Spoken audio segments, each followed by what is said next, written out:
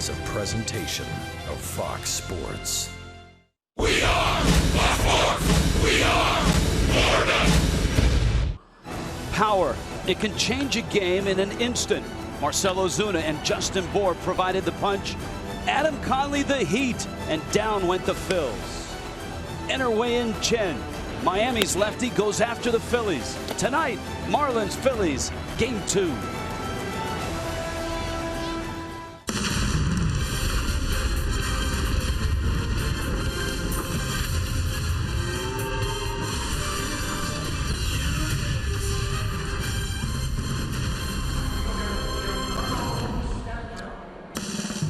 Some rain in the area, but not enough to stop baseball tonight at Citizens Bank Park. As the Marlins and the Phillies play Game 2 Fish, Game 1 winners, and it tightened an already tight race in the East. 4 teams, 2 games. That's the separation at the top of the East. Giancarlo Stanton and the Marlins going after the Phillies again. Hi, everybody. Rich Waltz along with Al Leiter. You look at those standings. You see how tight it was. Very important for the Marlins coming off a nice weekend in Washington to get Game 1 yesterday. So we talked about it yesterday, the start of this series, with the Philadelphia Phillies being a surprise of the National League, really baseball.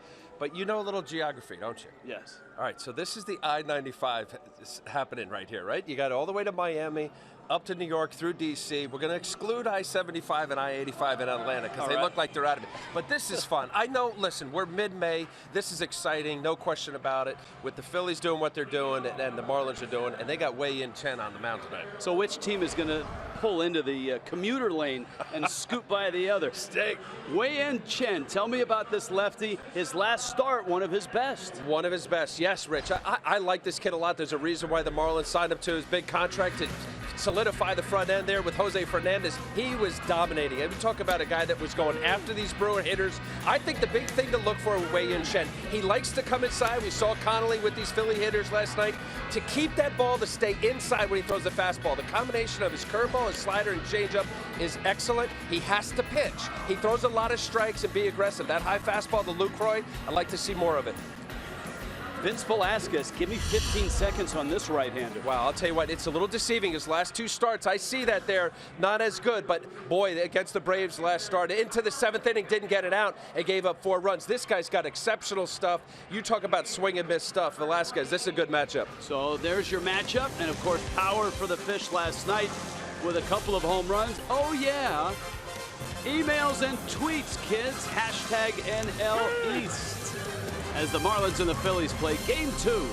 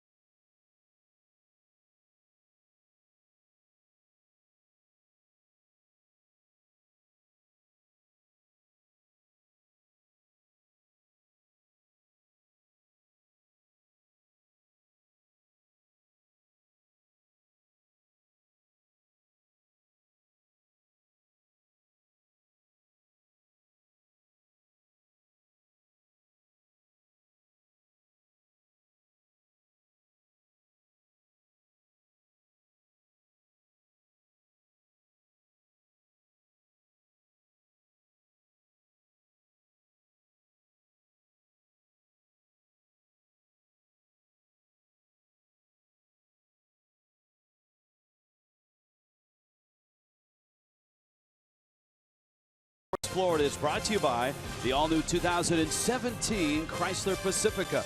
By the Florida Department of Transportation, reminding you to drive sober or get pulled over. By your local Toyota dealers, let's go places. And by Southwest Airlines, transparency, low fares, nothing to hide. Well, you could see the clouds in downtown Philadelphia and at Citizens Bank Park. Clouds are starting to move away. Rain most of the afternoon. Neither team took batting practice or any type of drills on the field. They took the tarps off about 20 minutes ago, and here we go. Miami's lineup tonight is brought to you by UHealth Sports Medicine. Derek Dietrich, Martin Prado, Christian Yelich, Giancarlo Stanton, Justin Bour, Marcell Ozuna, Adeiny Echeverria, Jeff Mathis, and Wei-Yin Chen. You see the numbers that Martin Prado continues to put up. Prado last night, another nice night, 2 more hits. And the Marlins will be facing a 23-year-old Vince Velasquez. Vincent Velasquez, I'll tell you what, watching this guy early on, he had a shutout against the Padres, dominating stuff. All you have to see, look at this, folks. 49 strikeouts and 43 1/3 innings in the big leagues. That's exceptional. The 13 walks is impressive as well. Let's take a look at the scouting report of Mr. Velasquez. Mostly fastballs. 70% of his pitches are fastballs. He throws a curveball and changeup. Mostly fastball, curve. What a deal, Rich. So far, I'll tell you what, the Fightin' Phils, they got the best of this Ken Giles deal. They got Brett Oberholzer. Remember Mark Appel, the #1 overall out of Stanford. Also Thomas Eshelman and that young man right there. And Yelly's bud, the last one there was, he played summer ball with Christian Yelich out in Thousand Oaks, California. How about that? That's pretty sweet. And he hit a bomb off him last start. All right, you want to do defense for these Fightins? Yeah, let's take a look at the Fightin' Phils right here. What we got left field? Tyler Goodell, nice young-looking player. Odubel Herrera, you talk about that. One of the best leadoff hitters in baseball.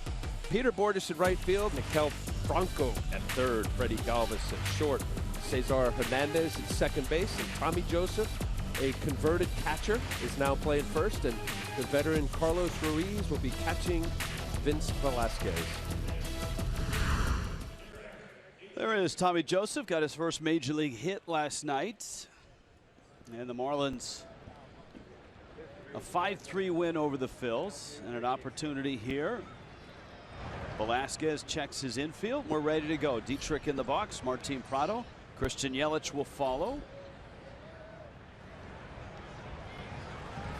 And a first pitch fastball is called a strike. Toby Basner calling balls and strikes. Mark Rippinger, Joe West, Andy Fletcher on the bases. Dietrich 0 for 2, but he was on base last night 2 times. Also had a sacrifice fly. And he fouls that back. There are very few people here right now because of awful weather leading up to this game. It rained all afternoon and it stopped about a half an hour ago. So whatever crowd gets here tonight, they will be late arriving. And last night was a nice ride, right? Pleasant Monday night. 28,000 last night. 28,000. Well, dollar hot dogs will do it. Fastball misses in. It was dollar hot dog night? It was. Anytime the Fanatic has the hot dog gun on his little Fanatic mobile, that's a sure sign it's dollar hot dog night. Velasquez throws hard. Very athletic right-hander. In fact, on that summer travel team in which he and Yelich were teammates.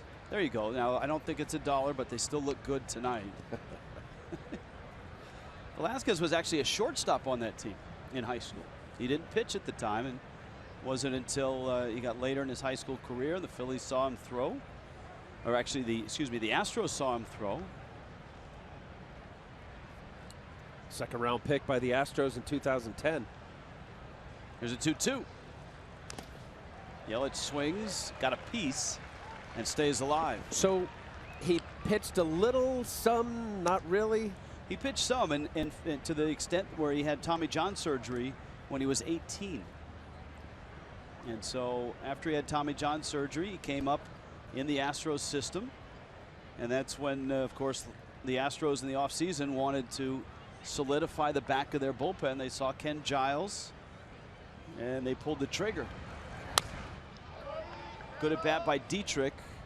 It's one thing about Dietrich, you know, In filling the role that D. Gordon had in the leadoff spot, Dietrich, in the month of May, his on-base percentage is over 400. He gives you good at-bats. He gets deep in counts. He may not steal bases, but Barry Bonds, Frank Menechino, very happy with Dietrich's work so far. Emergency swing and a flare to left. It falls for a hit. And a base hit for Dietrich. Miami off to a start here in the first. Here comes Martin Prado. Nice piece of hitting right there. This is a changeup after 4 fastballs, a curveball, then a fastball waste pitch. This is well done. Stays back enough. I know, just throw it in the left field, but you got to be balanced enough, and more importantly, keep your hands back and get enough for the barrel on the ball. I know he's saying lucky. Well, remember the Marlins got to Velasquez early in that start. Christian Yelich hit a 2-run homer. Prado had an RBI double. And Prado settles in, his average at 381. Dietrich not a threat to run, is chased back.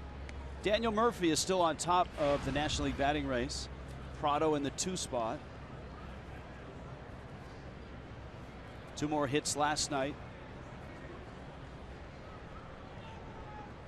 Philly infield looks for 2. One thing we saw from Velasquez in that ball game in Miami, now, very good at fielding his position, very athletic. Balls in front of the plate, balls up the line. He was quick to get them and made some terrific plays. Well, you did say he was a shortstop, and I know it was high school, but there's your athleticism. Middle infielder. Yep. Pitch is out. Boy, we're seeing a lot about that. You know, I mean, with youth baseball, and I won't go on too much, but, you know, a lot of kids pitching more than they should. Velasquez, DeGrom was a shortstop in college. Right at Stetson. And our Jared Kozart. I know he's in the minor leagues, but he was an outfielder. Yeah, look, I think that adage of just drafting the best athlete available applies. That's a fair ball. It's into the corner. Dietrich is steaming to third. Prado to second. Lenny Harris will hold him. And the Marlins will have runners at second and third. And Martin Prado just continues to hit and hit and hit. That's his 8th double of the season, and this one was smacked hard. Professional hitter right here. You see the curveball that backs up on the inside part of the plate. That is called a hanger, and a good hitter, a great hitter, Martin Prado, took advantage of it. I was watching Lenny Harris, and it just saw a bit of Dietrich thinking that he was going to go, and I like that in the third base coach, especially early in the game. If there's something questionable, nobody out especially, to hold up a runner. You got a starting pitcher here in Velasquez now reeling. It's nobody out, second and third. Don't run into outs. And here is Yelich facing Velasquez. Fastball up.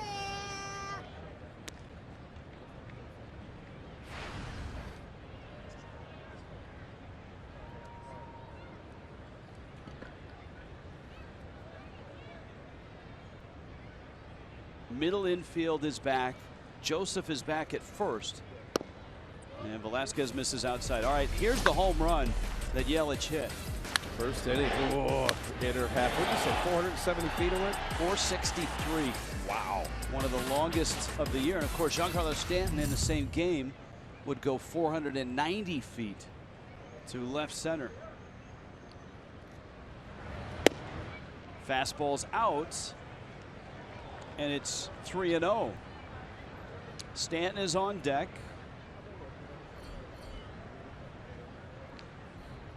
The Dietrich single, Prado's double.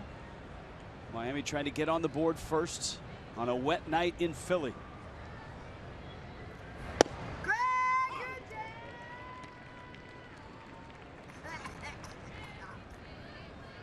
Yelich has produced 6 runs in 9 opportunities like this. You saw the major league average for knocking a run home from third with less than 2 outs is right at 50%.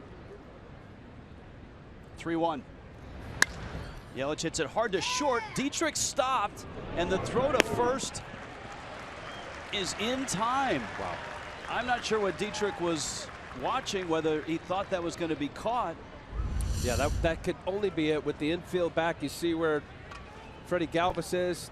But that ball hits, I mean, a good 20 feet before Galvis. Yeah, that's a bad base running blunder. That's a mistake by Dietrich. Got the infield back. They're giving up the run. He knows it. So no RBI, and that puts Stanton in a spot where you need contact. And for Stanton, contact lately has not come easily. He struck out twice last night on an 0 for 3. And he's in a 4 for 34 funk right now. Breaking ball misses out. Yeah, that's over the last 10 days. Giancarlo, you mentioned that 118 batting average. Well, you see, first base is open, but you got Bohr on deck. And the way the week has gone for Stanton, you're not sure that they're going to pitch around him. They may pitch carefully to him. That fastball catches a corner. It's 1-1. You know, that's the thing. Even with Stanton struggling, you see the April numbers, and then they dipped here in May. It's still Giancarlo Stanton. He can hit it at any park. He's that much of a feared hitter. And I know he's struggling, and in his last 10 games, it hasn't been good. Dropped his average from 274 to 233 during that span. But with your point, Rich, yes, good pitchers can treat this at bat as it's 0-2 the entire bat, which doesn't mean you're going to throw pitches way off the plate for him to not swing, but make good quality pitches. And if you walk him, all right, you walk him. He's got a double play in order. Force at any base. Infield back. Fastball up and in. It's 2-1. Velasquez, as you pointed out, his strikeout numbers are very good. 49 punch outs, 43 innings.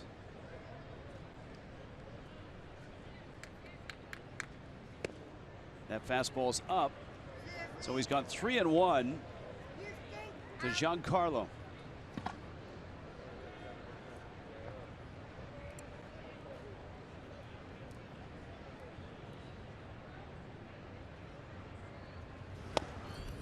Took a rip at the fastball, and it's 3-2. Yeah, that pitch right there would have been obvious had he thrown something other than a fastball that he was pitching around him. Well, now he can go anywhere. He's got the good curveball. That paint fastball away is tough to hit. Giancarlo missing it, pulling off a little. See what he gets. 3-2. He struck him out on a fastball, just threw it by him. Yeah, there's no trickery there. The previous fastball was perfect. Paint down and away, 95. And then watch here, you just see Velasquez will go through the pitch sequence here. First pitch, curveball, started him off, down and away. Paint's outside corner, maybe borderline, and then up and in. That up and in always triggers usually something down and away. You could tell Velasquez is just overthrown a little bit. That pitch there, perfect paint, and then by you, 95. Now Bohr. Man, what looked to be a great inning for the Marlins. Starting out second and third and nobody out. The key play, obviously, is Yelich driving the ball to short and Dietrich not budging from third.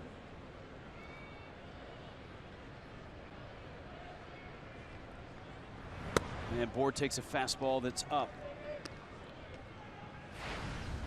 Bohr last night homering out into center field, actually a little bit left center field. A similar spot in which on Saturday he blasted one out in Washington. And he fouls that back, and Velasquez right now is pretty simple. Well, even last night with the win by the Marlins, they had a few opportunities, lost opportunities in their 5-3 win. Runners in scoring position last night, they were 2 for 10. They had 12 left on base. And,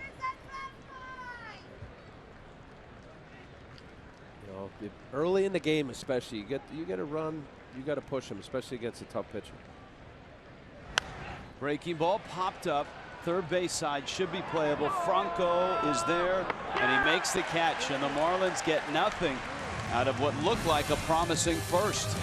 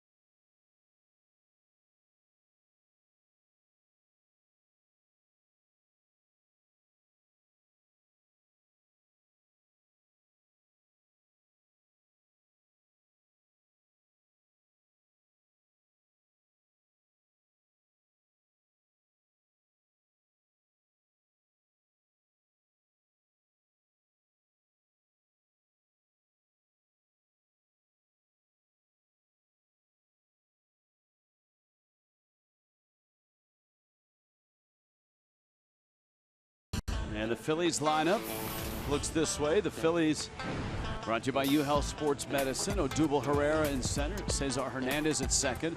Mikael Franco at third. Tommy Joseph gets the start, and he's moved up to the cleanup spot, trading places with Carlos Ruiz. Freddie Galvis switch hitting shortstop. Tyler Goodell with a nice night last night, had 3 hits. Vince Velasquez, the pitcher, hits 8. Peter Borges is in the 9 spot to face Wei-Yin Chen. Yeah, Wei-Yin Chen coming off a career high tied 12 strikeouts against the Brew Crew. You see his numbers. He's been good of late. Let's take a look at the scouting report on Wei-Yin Chen. This is his 8th start of the year. 4 quality pitches. He does it. Fastball, slider, change, curveball in that order. Quality and quality. Other than the start against Velasquez, he gave up 4 runs in 5 innings. He's been good in his others. And then he's one of 2 Chinese Taipei pitchers to pitch over 100 career big league starts. He has 125 now starts. And Chien-Ming Wang used to pitch with the Yankees. He's now in the bullpen with the Kansas City Royals. Has 126 big league starts. Chen, of course, went from Taiwan to Japan. He pitched in Japan before arriving in Baltimore. He throws a strike to Odubel Herrera, who is a bundle of energy in that leadoff spot. His on-base percentage sits at a lofty .453. That's second in the National League to Bryce Harper.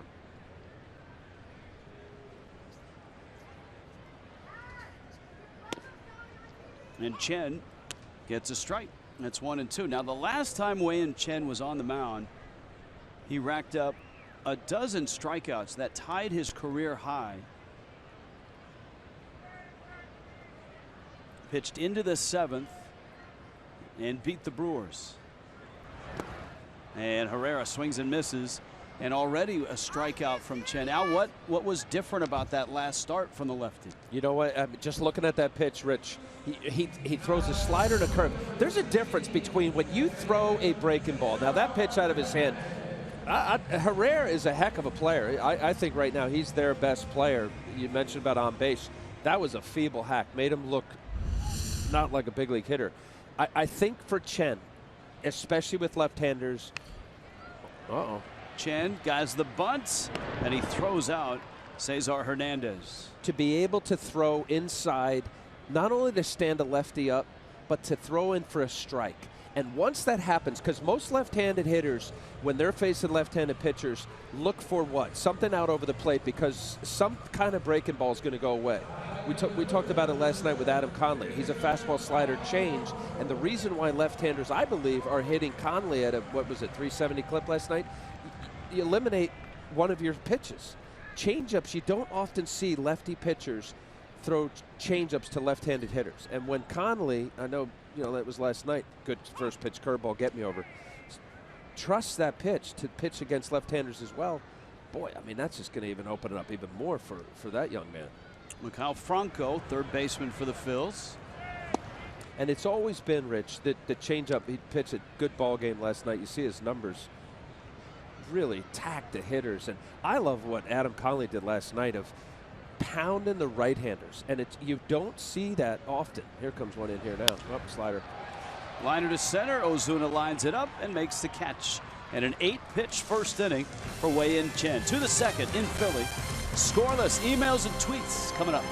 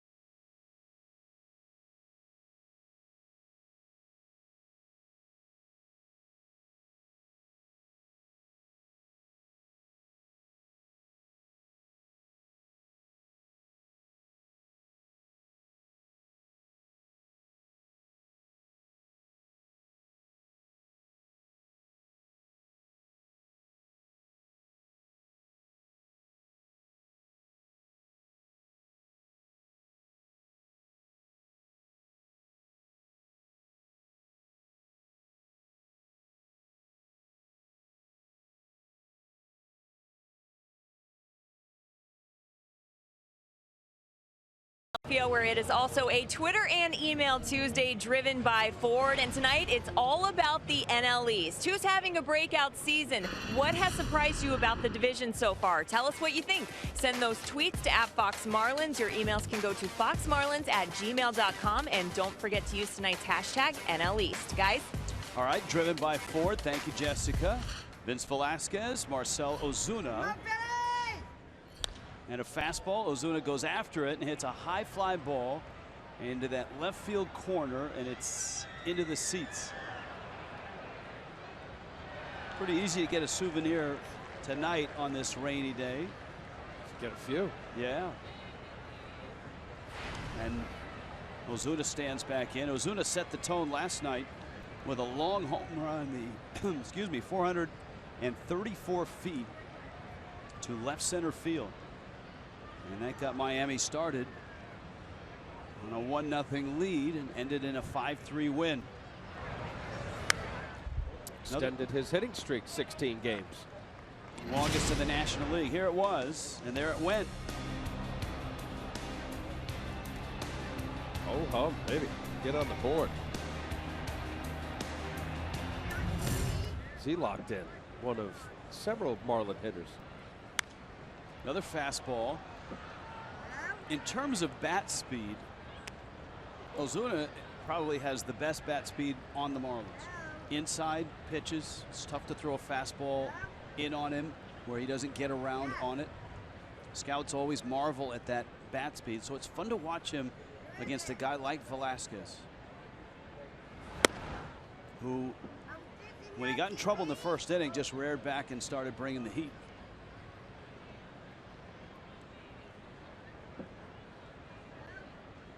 You see a couple hits in that meeting in Miami. There's the slider, and it darts outside. Yeah, 16 straight, and he's hit .415 with 5 home runs over those 16 games.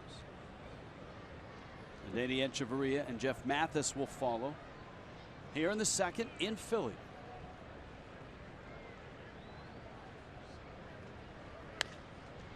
There's the hands that get through and pull that thing foul. Miami, with their finish in Washington, D.C., getting the second game of the doubleheader Saturday and then winning on Sunday, have now won 3 straight.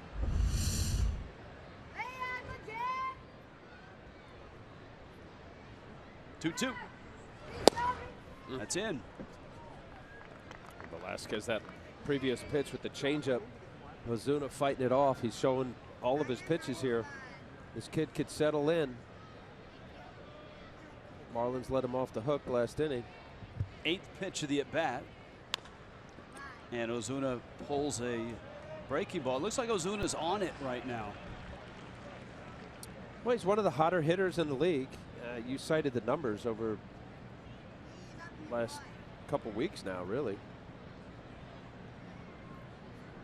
You ride the wave. I mean, hitting is streaky. The better hitters stay out of slumps. Fighting here. And you see it. I don't know, Rich, I know you've done a lot of big league games, but, you know, it doesn't take much. You don't have to go down and talk to a guy and see where his vibe is. You could see his mojo, his look, the rhythm and his cadence and his walk. Like, he looks good. And conversely, I could say that because I remember facing guys. I didn't have to really see what the numbers were. You could see how guys' disposition and demeanor from the on-deck circle to the batter's box in the at-bat itself. 6 foul balls in this at-bat. And there's the 7th. Now, the Marlins didn't get a run in the first, but one thing they did do is they pushed Velasquez's pitch count up, and Ozuna has brought it to 35 already. The first hitter of the second inning.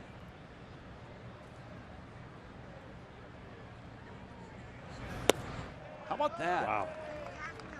Marcell Ozuna works the walk to lead off the second, and we throw out our first tweet of the night. It's from Kevin, who wants to know, Al, what was your pregame meal before you pitched your no-hitter with the Fish? Oh, the no-hitter. I was going to say chicken rigatoni alla vodka at 2 o'clock in the afternoon.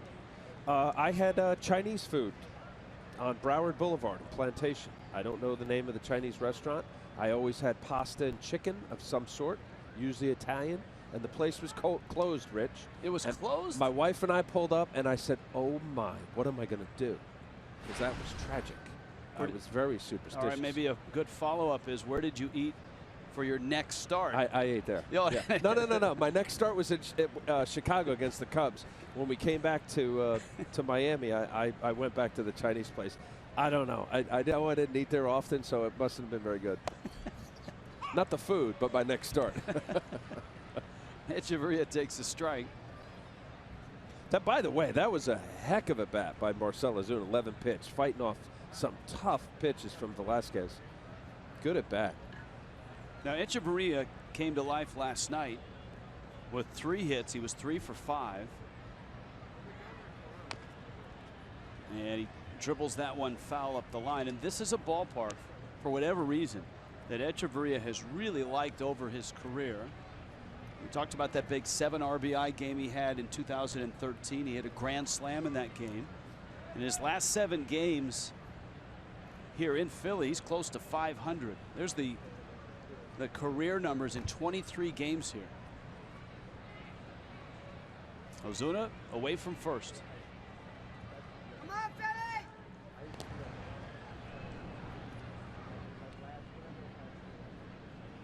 And if you know, again, this game being mental, and Echeverria has not really found his mojo. You remember what 0-2 pitch? He went the other way, just kind of out in front. Actually pulled it. He was out in front and fooled on a curveball, and then he proceeded to hit a double and a single after that. High fastball, and he chased it. That seems to be Velasquez's pitch of choice so far with 2 strikes. You know, with 2 strikes, it's hard, right? You got the strike zone, and then you elevate higher than high, and that's the whole point of it. Not off the plate, because hitters can see out of hand, oh, that ball's away, or out of hand, that ball's in. But when you have a pitch that's elevated, you see on the Fox tracks, it's clearly up out of the zone, tough to lay off, especially if you got a guy that's struggling, generally speaking, doesn't have a really good idea of the strike zone. And it's emergency hat. For 90-mile-an-hour fastball, you have 0.438 of a second to react. Mathis, and he takes a breaking ball for a strike. Jeff getting the start tonight. Remember, tomorrow is a day game, and so you would expect JT Realmuto will start tomorrow afternoon. And so Don Mattingly wanted to give Mathis one of the 2 games, decides to give him tonight, Realmuto tomorrow.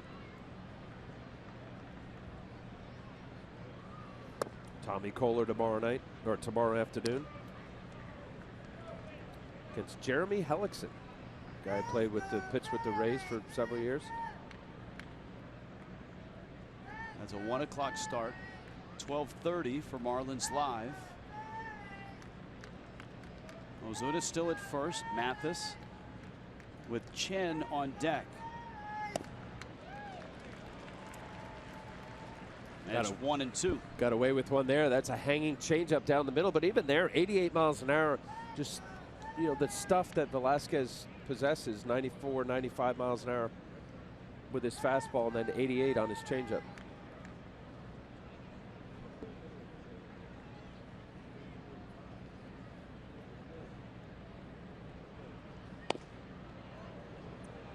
Velasquez thought he had a strikeout, and he had good reason to. That's right on the black.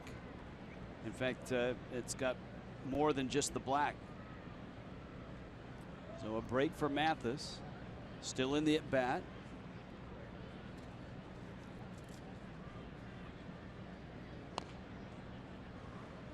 Changeup. A right on right changeup. More righty on righty changeups than lefty on lefty changeups, or is it the ratio the same? No, that's a good question, and I'd like to pull up the statistics or the research on that. I think just generally speaking, the down and in has always been viewed as the nitro zone for left-handed hitters, and I think left-handed pitchers, that's the effect of that pitch, to be down and in. Breaking ball, Mathis fouls it back. And I think that's always been the the trepidation on whether a left-hander would feel comfortable throwing what would be potentially his third pitch. Now, I played with Tom Glavine and seen him do it for years. I mean, Tommy, lefty, righty, didn't matter. He was a fastball changeup pitcher. Jamie Moyer, but you know, if that's your repertoire, then you can't eliminate your main out pitch. Ozuna staying busy over there. Vince Velasquez has thrown 45 pitches. Wei-Yin Chen has thrown 8. It's great. You know what? This guy's tough. And in this day and age of 100 pitch count, bells going off, and everybody's running, trying to get some reliever up. Get his pitch count up. 2-2, and he strikes out Mathis. And so there are 2 outs. Now, this at bat shouldn't take that long. That's just, here it is, hit it. You can't center cut it anymore. But in Mathis's defense, I mean, he saw 2 changeups and 2 breaking balls leading up to that pitch, and it's got electric stuff, plus velocity from Velasquez. Wei-Yin Chen is 0 for 20 in his major league career.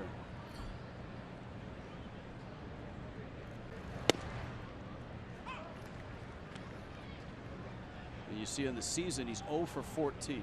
So Chen has got a little grin on his face. He's like, do I have to swing at this? Did not have to hit much at all, obviously, in Baltimore. So he figures he tried to bunt. That's not a bad idea. Counts 0-2. Hey, as somebody who was awful, swing. Something good could happen, maybe. How many career hits? I don't know, but I was terrible. Yeah, I could bunt, but forget about it. Hitting. Chen swings and misses. Ball gets loose, and Ruiz is going to toss it down to first and get the out. So Velasquez strikes out 3. Miami leaves another runner, and it's still scoreless.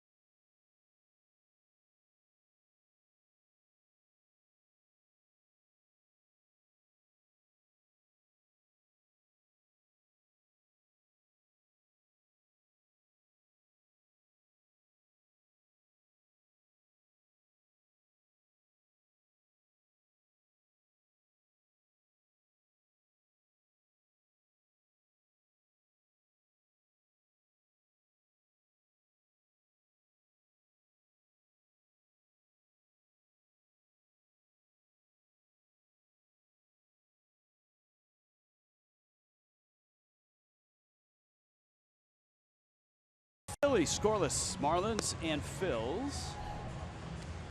A little chilly, a little wet here. Marlins defense brought to you by Southwest Airlines. Outfield of Christian Yelich, Marcell Ozuna, Giancarlo Stanton, Martin Prado, Justin Bour on the corners. Derek Dietrich and Eddie Echeverria up the middle. Jeff Mathis behind the plate. And this legal reminder, selfies are okay, but the telecast is presented by the authority of the Marlins and may not be reproduced or retransmitted in any form. Accounts and descriptions of this game may not be disseminated without the express written consent of the Miami Marlins. It is an email Twitter Tuesday. Ed, who is our Yes, love Ed.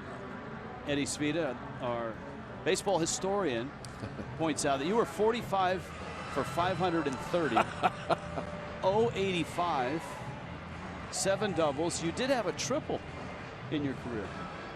You know who that was against? No. Who? The Marlins. Really? And you know who threw it?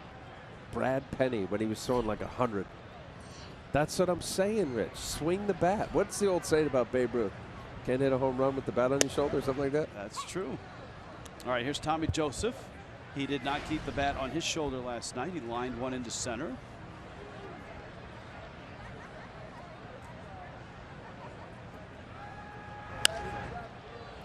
So you ask my first hit in the big leagues. Your first hit in the big leagues. Here in Philadelphia, behind us, what would be now the parking lot at the old Vet. In 1993, I was in the World Series against the Phillies with the Blue Jays. I came out of the bullpen, and the first pitch thrown by Roger Mason, I hit a double to left field. I run to second base. It's game 4. Todd Stottlemyre started the game. He didn't do well. I came in. I didn't do well. We won 15-14. John Kruk trailers the play to second base, and he's saying all sorts of funny things that I can't say on the air. That one's hit hard and deep and down the line and gone off the foul pole. Tommy Joseph got his first big league hit yesterday. He gets his first big league home run tonight.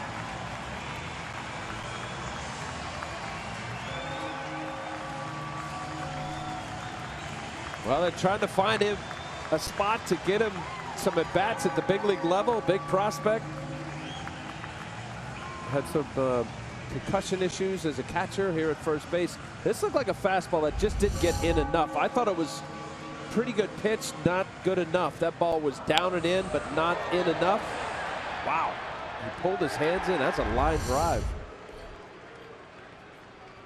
Here is Carlos Ruiz. And he pulls it foul. That was a 1-2 pitch to Tommy Joseph. And so the Marlins, who had that great opportunity in the first, slipped through their hands.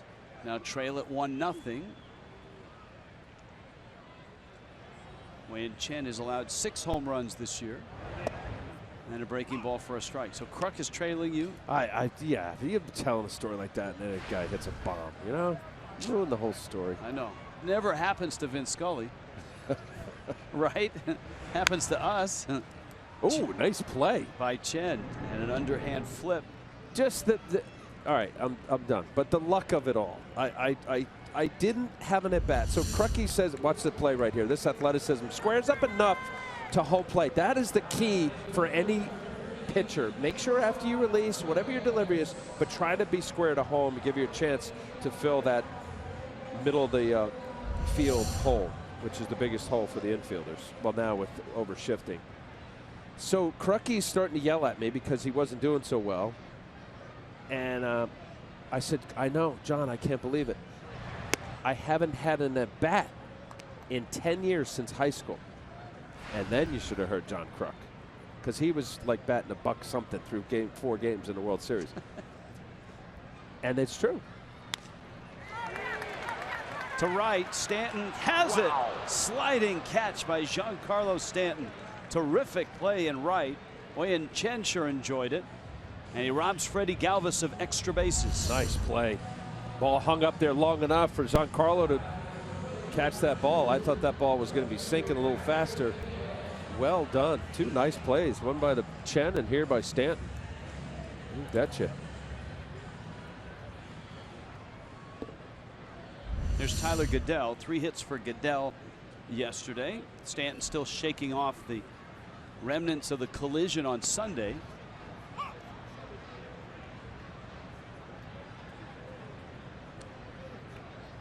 And Marcell Ozuna flipped shins, according to both of them.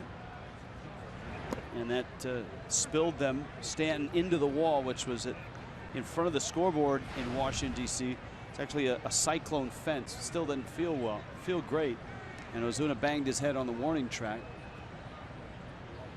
But they played last night. Ozuna, of course, homered last night. Stanton homered in his at-bat after the collision. And Ozuna hit a line drive single right after the collision.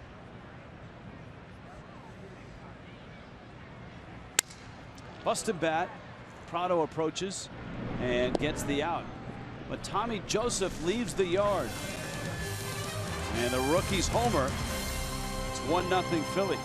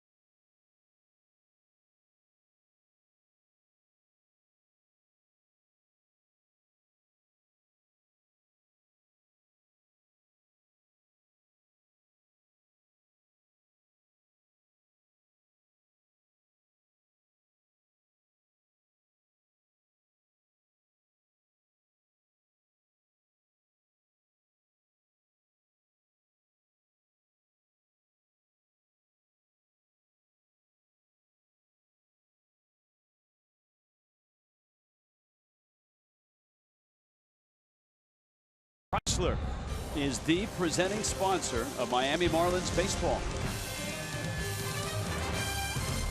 Tommy Joseph,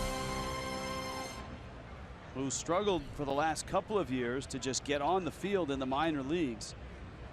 A catcher had suffered for 2 seasons through concussions, has finally arrived in Philly and impacted this game. And here's Derek Dietrich, who would like another crack at that first inning. Dietrich was at third base, Prado at second. There was nobody out. Infield was back. And Christian Yelich had a sharp one-hopper at the shortstop, and Dietrich hesitated and did not run home.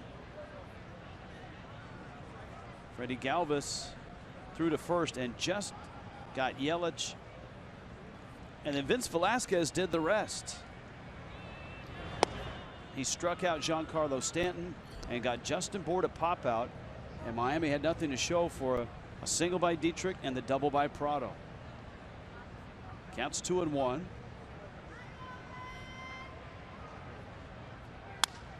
Change up. Dietrich into right center field. Herrera charges and makes the catch. Our emails and tweets. Al, we got some. This is from Luis. Wants to know, why is Stanton the cleanup hitter if he's in a 4 for 34 funk? And Ozuna is in the 6th spot with a 16-game hitting streak.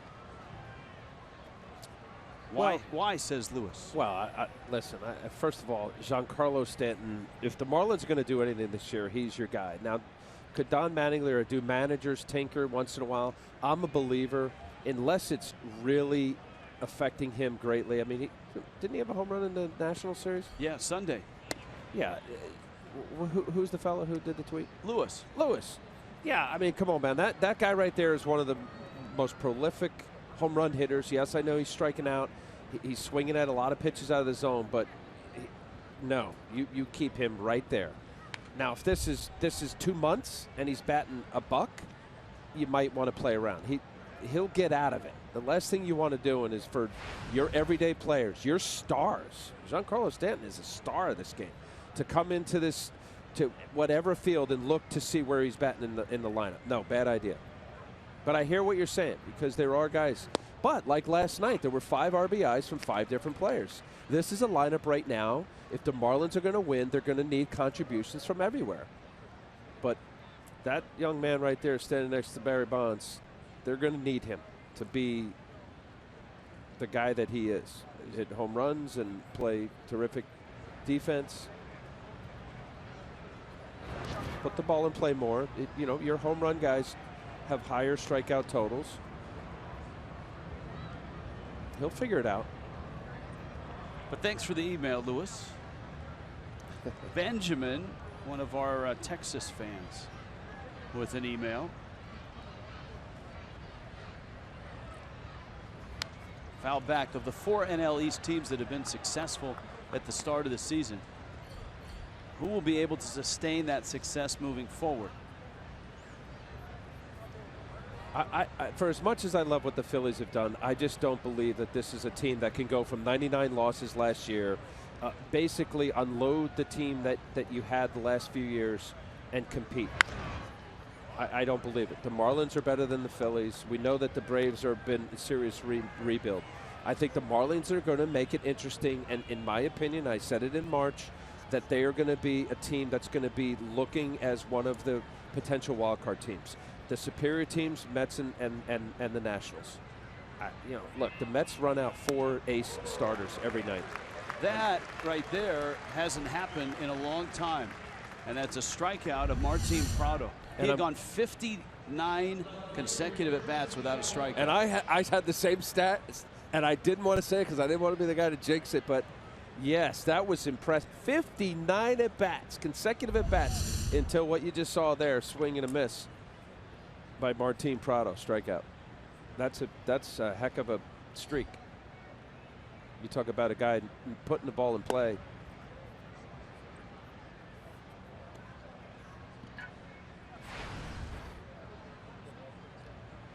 So here's Yelich now, who bounced out back in the first. Remember, we told you that Vince Velasquez and Christian Yelich played high school travel ball together. No roller up the line, and it's foul. And during that discussion on Giancarlo Stanton, we saw the graphic that showed home run rate, and I was thinking to myself, oh yeah, there was someone else on that team right in the middle. Nolan Arenado was also on that team. On the travel team. On the travel with team. Yelich and Velasquez. Wow. They had to win a lot of games. Talented group, and of course Stanton from that area as well. One of Stanton's summer travel team teammates was Freddie Freeman of the Atlanta Braves. Stanton did not play a lot of elite travel baseball. He was, of course, playing football and basketball at Notre Dame High School. Yelich takes out. Obviously frustrating for Yelich, because in that first inning at bat, he's just worried about hitting the ball up the middle, putting it in play. He got a ball to do it. He did it, and the Marlins didn't get the run. Change up. Yelich drills it to left, hits it deep. Herrera back at the wall, and he won't get it. It bangs off the wall, still on the track. Yelich on his way to third, and he's going to hold there with a triple. In that little corner that gets to 387, Herrera ventured in. He stayed, and the ball came out. Hanging changeup here. Takes a little off, but now just to show you the power of Yelich. That ball is supposed to get a hitter out front. He was not. Yelich was not. Nice effort by Herrera. Or was really actually missed. I thought that was higher up on the wall. It hit on the bottom of the wall. First triple on the year for Christian Yelich. Nice, smooth swing, level swing. And here is Velasquez simply challenging Stanton with a fastball. He struck him out on a fastball in the first.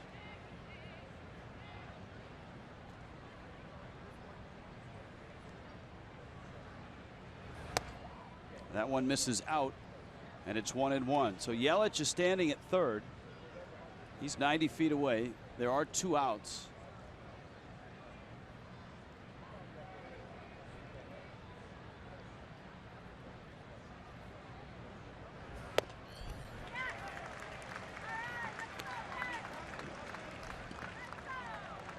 In this spot, it's been a struggle this year. I don't know where he stands in the box usually, but that ball, it looks like a nice swing. He's just missing it. That ball on the outside corner. Fastball away at 96. You know, I know big guys like extension. They don't want to get jammed. So generally speaking, you'll see a big hitter like Stanton stand off the plate a little bit. But you got to be able to reach this outside corner line. Looks like his nice, good, aggressive swing's not reaching it. 2-2 did not go.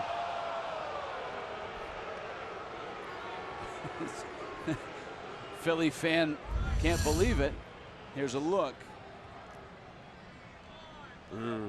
It's close.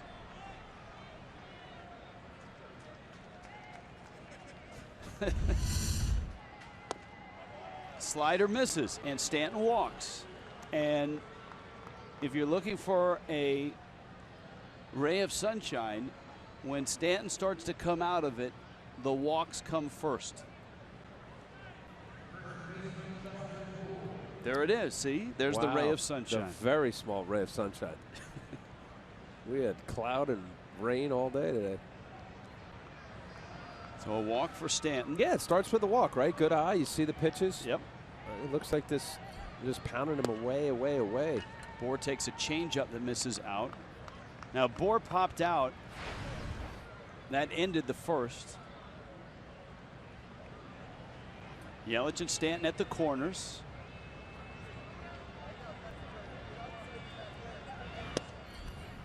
And that fastball is a strike. This looked like it could be a quick pitch inning for Velasquez, but the triple by Yelich and then the walk by Stanton. Look at this. 23 more pitches this inning, 72 already.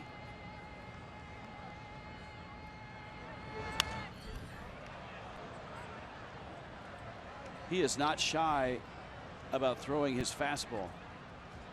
Over 70% clip, which is league average is slightly above 60%. Most major leaguers, if you look at their ratio of pitches, it's about 60-ish, 61, 62. You see the 95-mile-an-hour plus pitches, about 13 of them? Yeah, most major league pitchers don't have that. Right. Big breaking ball, and Bohr strikes out, and Miami leads 2 more and trails it in Philly 1-0.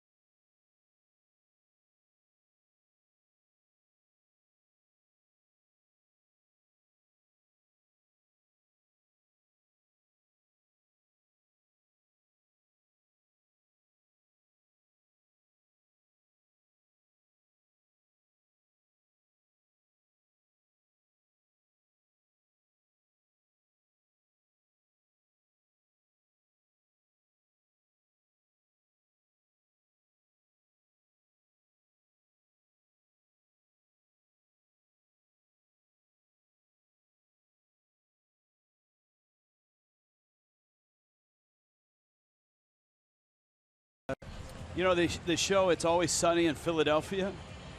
Even on a rainy night, there's some sun in Philadelphia. Private suite. When Al Leiter goes to games, he's not sitting in a private suite. But you can. I wrote that today, by the way. Suites accommodate groups from 16 to 60 guests. Offer VIP service. Feature food and beverage options. Book your suite today, 1-877-MARLINS. Go to marlins.com/suites. You can have a suite for a single game. Sweet. There you go. All right, here's Velasquez, and don't sleep on him. He can hit. A strike. He already has 4 hits this year. He's 4 for 14. Batting 8th, which is unusual. Well, it wouldn't be unusual if he were just say a right fielder. He's hitting better than Peter Borges, the number 9 hitter. Borges hitting at 198. And last night, Jared Eichhoff, the starting pitcher for the Phillies, was batting .231.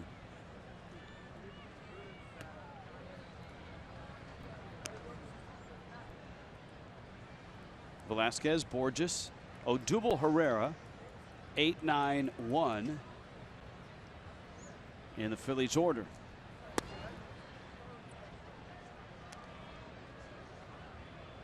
Well, pitchers are definitely better hitters now than they once were.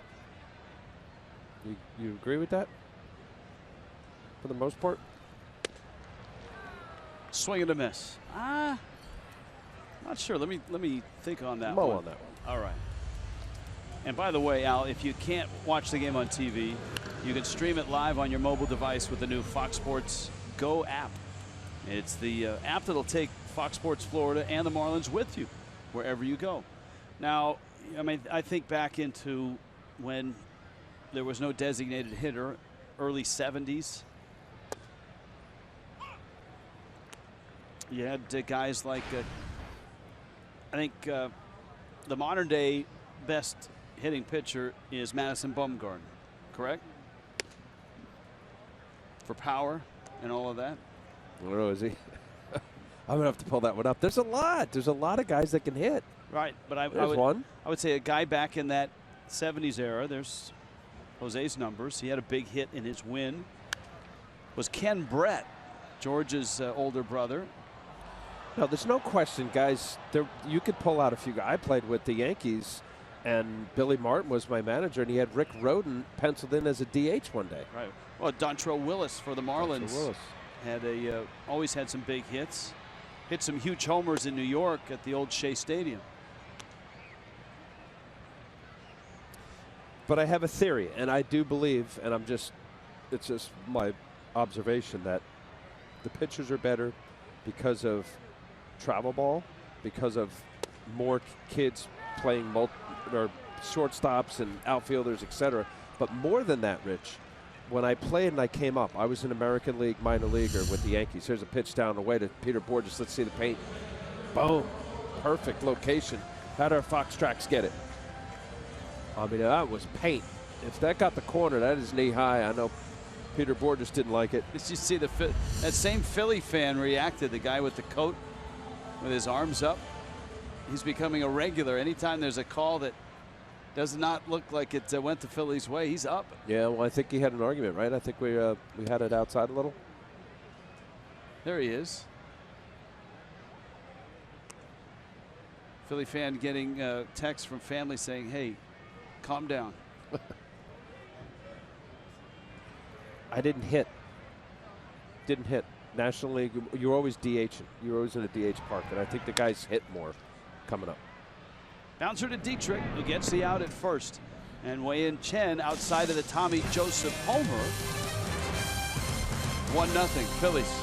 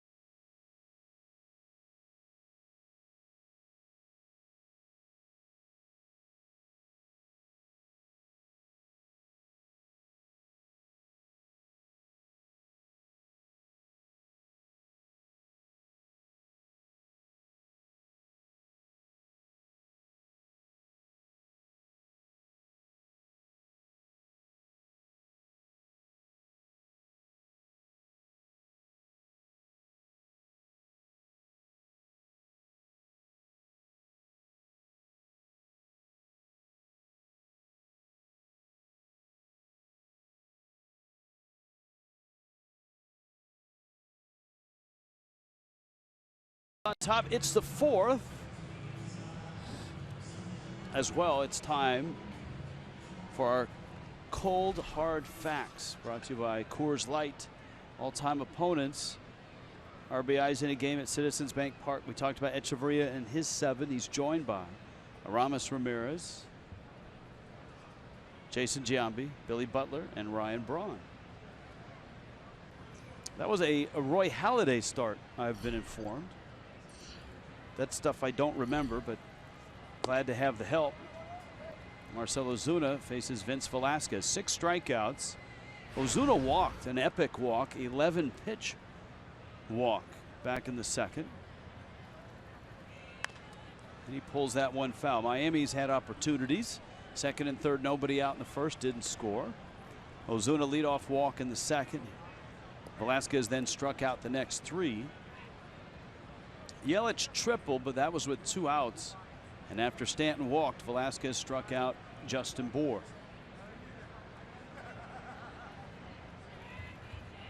And it seems like when he's needed it, Velasquez has been able to dial up a strikeout. He's starting to sprinkle in that changeup there, back-to-back changeups to Ozuna. Yeah, Velasquez has shown absolute plus velocity and a curve. This guy's tough.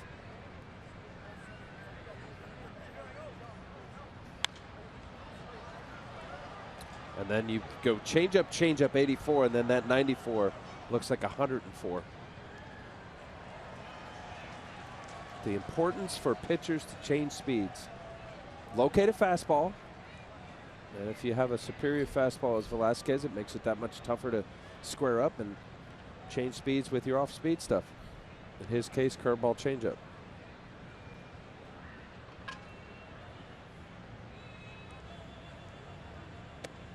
Breaking ball up.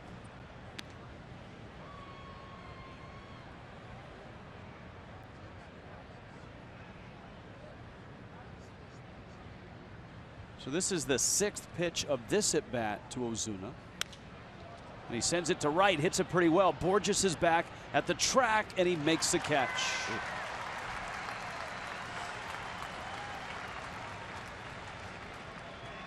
And so an out in the 4th. Well, let's turn the clock back to Roy Halladay and Adeiny Echeverria. This was before replay for everything, and the only replay was for home runs. Remember, the umpires would go down in the little tunnel, watch the TV. God, it seems so archaic, huh? It does. There's Etch now with 1 out. Jason has this tweet. Will Comcast ever stream Fox Sports Florida, or do I have to find a way around the blackout on my MLB.TV?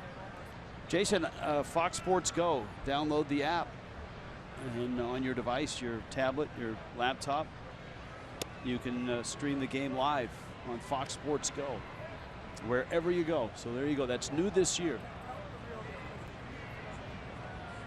There you go, Rich, helping out. Fella get online. That's why we're here. David has this question. What's D. Gordon doing on his suspension? Is he allowed to travel or work out with the team? I had a chance to talk to Michael Hill 4 or 5 days ago. Gordon will start doing some workouts. He can work out at the ballpark, but not when there are fans in the ballpark. He cannot compete during his suspension. He cannot compete in an organized game, so he can't go down and play in the minor leagues. So the Marlins will try to ramp him up when his suspension is over.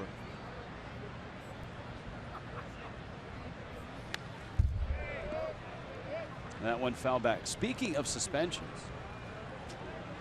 Major League Baseball handed down suspensions in that Blue Jays Rangers fracas, and as expected, Rougned Odor is the leader on the scorecard. 8-game suspension for Odor for his punch, maybe the throw as well, with Jose Bautista at second base. Bautista was suspended, but only 1 game. John Gibbons, who was ejected earlier in the game and then came back on the field, 3 games. Another strikeout for Velasquez.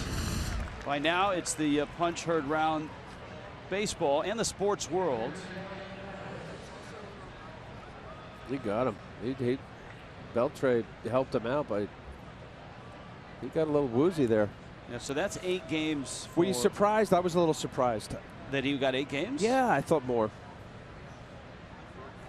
I was in the 7 to 10 range. It was, I want to say, Michael Barrett when he punched Pierzynski. There you go. 10 games. A.J. Pierzynski got 10 games. That was almost 3 seasons ago. Mathis up with 2 outs, the count 0-1.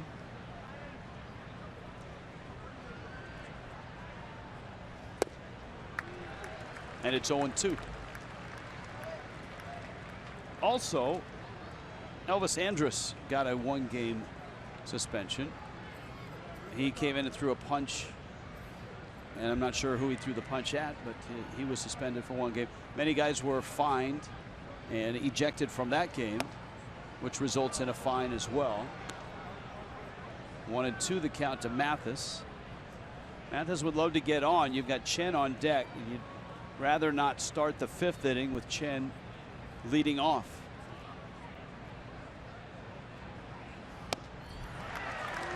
And down goes Mathis. Vince Velasquez got good stuff, but a high pitch count. It's 1-0 Phils.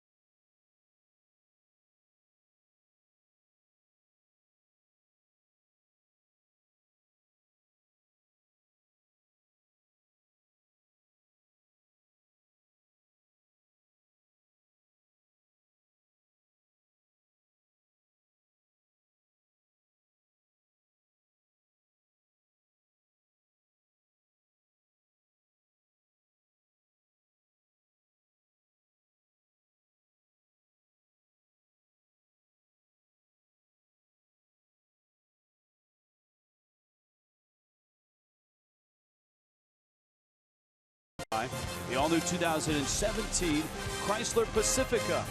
By Checkers, fast foodies know the deal. And by your South Florida BMW Centers.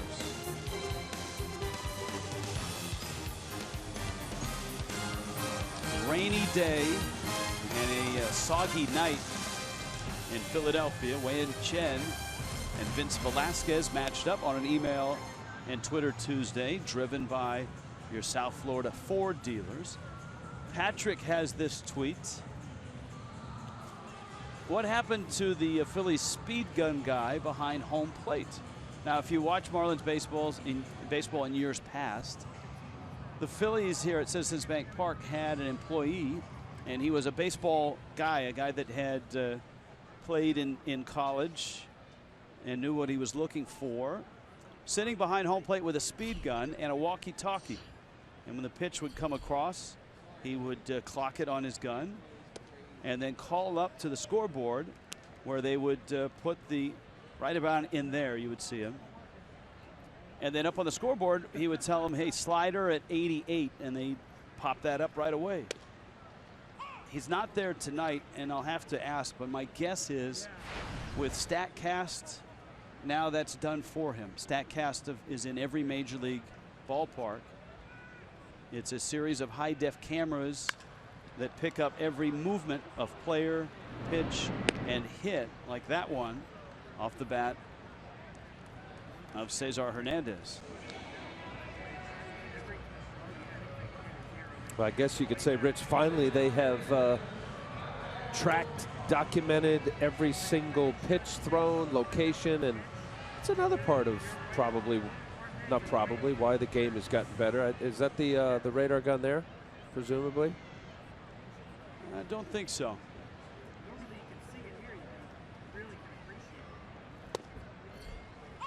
Breaking ball, a strike. Michael Franco.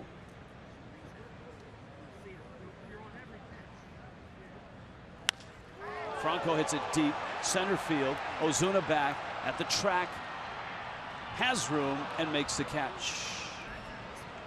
Just off the end of the bat, you see Chen upset with himself. Fastball up and away. Franco, yeah, let's see here. See the ball just away, pulled off a little bit, just enough for Chen. He thought he got it all. Perfect location for the Marlins' sake up there, right up against 409 feet. Remember last night, it was a sacrifice fly that came within a few feet of tying the game in the 9th inning. Franco hit that one as well.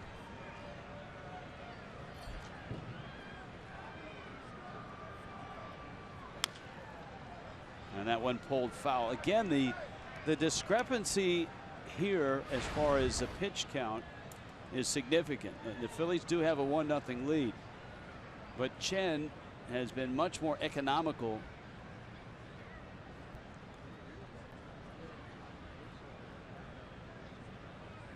That's his 40th pitch. Velasquez has 91, and this was Tommy Joseph down the left field line. And that's it. That's the difference in the game. Joseph's first major league hit was last night. That is first major league homer, and he drives one to right. And so Philly fans who have been kind of re-energized by this season and the start have to like what they see from Joseph. Yeah, mistake up out over the plate, but nice job of hitting by Tommy Joseph going the other way. 0-2 count. As a pitcher, you have 2 pitches to throw the pitcher's pitch, which is generally something that looks like a strike but off the plate.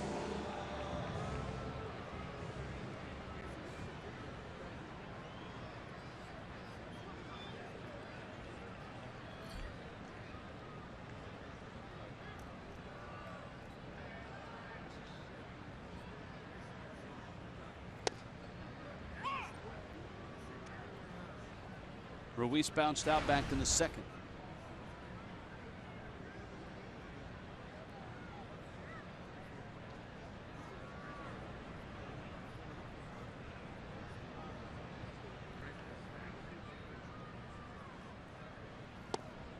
The pitch is out. Sebastian from Miami.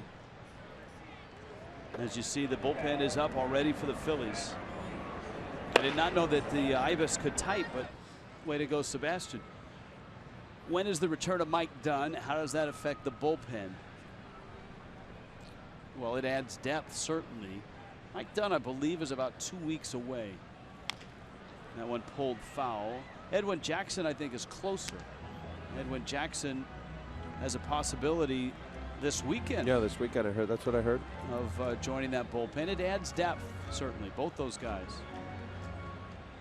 Dunn adds a lefty, which the Marlins don't have in their pen. Although, let me amend that. The Marlins added Harlan Garcia, the lefty, who has not pitched yet. He's down there for long relief. The Marlins have been operating before he arrived.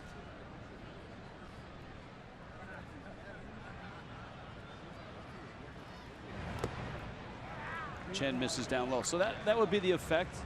You add Dunn, you add Edwin Jackson. Jackson gives you someone who can give you multiple innings. Marlins really, Garcia's kind of that guy right now, but he's here on a sort of temporary leave. And Dunn gives you a veteran lefty who can pitch at the back end, 7th and 8th inning. To right, that's pretty well hit. Stanton at the track makes the catch. A couple of warning track shots from the Phillies, but still a 1-0 game.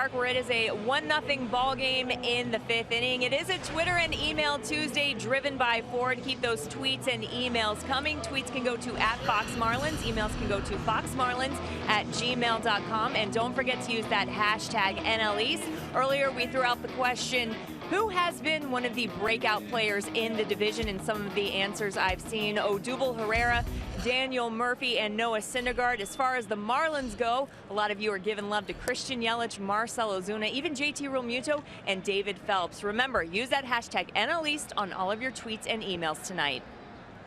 All right, thank you, Jessica. Wei-Yin Chen fouls it back.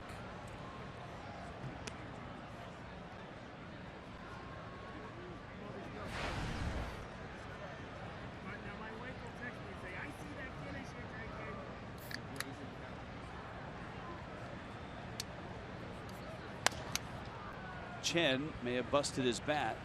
Yes, he did. You remember Chen thought he had a hit a few starts ago. He hit a ball to short that was bobbled and kicked, and he ended up getting to first. And first it was called an error, then it was switched to a hit. He asked for the ball, right?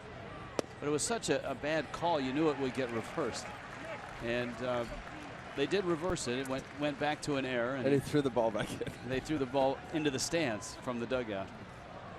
He still doesn't have a major league hit. MLB.Premium is the #1 live streaming sports service available. Every out-of-market game is live in HD on over 400 supported devices. MLB.TV Premium includes a free subscription to At-Bat Premium, the #1 app for live baseball. Blackout and other restrictions apply. Visit MLB.TV for details. There's joy in Mudville tonight. The Sixers apparently won the lottery, the NBA lottery. They have the #1 pick. So all that losing paid off for the Sixers. How about that? Wow. Well, I mean, if they didn't, I mean, I would think that they'd have to blow up that whole lottery thing, right? How many wins did they have? 10, I believe.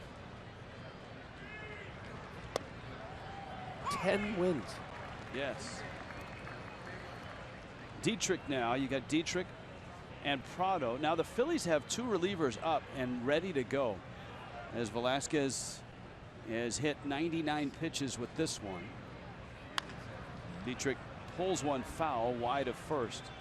And it looks like Pete McCann had wanted options if Velasquez got in some trouble and had to face Yelich and Stanton or something to that effect, because those guys have been up and ready. You see Bob McClure, the pitching coach for the Phillies, behind McCannon.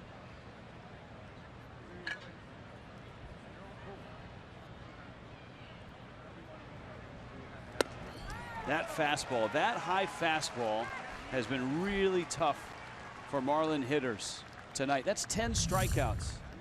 And it's hard to lay off. The curveball down, and again, it's plate coverage, but upstairs, tough to lay off. And he's got that little extra giddy up at 94 to 95 miles an hour. You got defense, kind of 2-strike protect mode, and several of these Marlin hitters just couldn't lay off of it.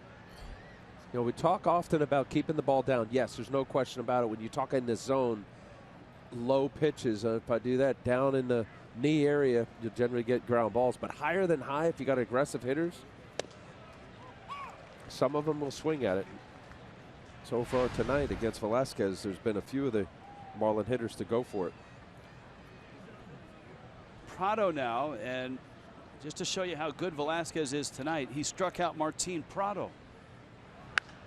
Prado to left down the line, and not that foul, but it bounces into the seats. Prado had not struck out in 59 consecutive at bats, and that included his double in the first. But Velasquez got him in the 30. Prado is the toughest to strike out in the National League, as you can see. Joseph. And Velasquez, probably his last inning, goes 1-2-3, halfway through, 1-0 Phils.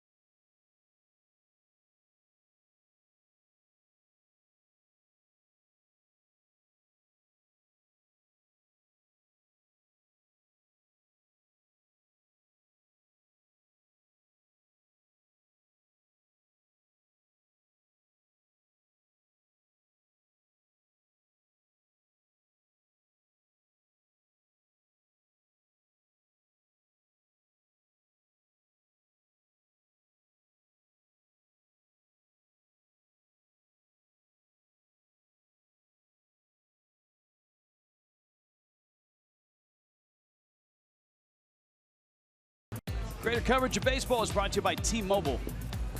Freddie Gonzalez relieved of his managing duties, certainly with a team that does not have a chance to compete this year. And Freddie, one of the guys we like, and we hope that he bounces back from that. Garrett Richards is not going to have Tommy John surgery. Instead, he's going for stem cell therapy, trying to avoid that surgery. And the late Hall of Famer Joe Garagiola honored in a ceremony down in Arizona. Breaking ball strike to Freddie Galvis. I suspect the Marlins have seen the last of Vince Velasquez. But we'll see if he comes back out. Boy, you know, I know that's where we are, Rich, but 103 pitches, really dominating. Here's the odd thing now. The Phillies had 2 relievers up, both when the Phillies were hitting and then when the Marlins were hitting. And now no one is up in that bullpen. But they're hot. They're so it doesn't take much for these guys to get ready. Yeah. Velasquez is in the hole, so we'll see what happens when it's his turn to hit. Galvis takes a fastball that misses. Tyler Goodell, and then that pitcher spot. Wei-Yin Chen very comfortable at 51 pitches.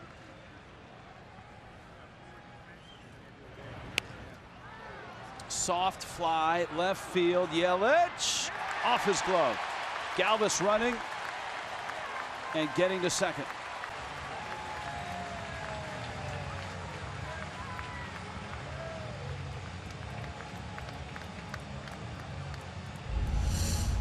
I thought that you see that little hesitation by Yelich, and he kind of was paused, and that little pause there cost him to catch it.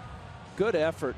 Right at the very start of that, he paused, wasn't sure, and then got on his horse and wasn't able to make the catch. Watch here. Maybe we can see in the top left corner here.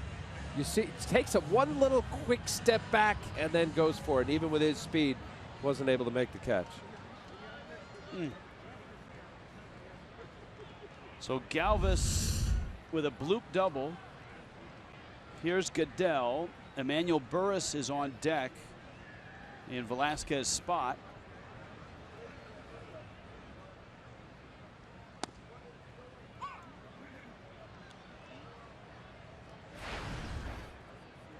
It's 0-1 on the Rule 5 draft pick. Phillies left fielder had 3 hits last night.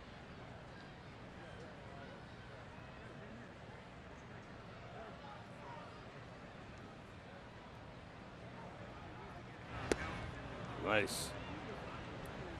Good combination. The effectiveness of a good changeup, and good changeups are exceptional arm speed. It looks just like a fastball, except anywhere from 7-8 miles an hour slower.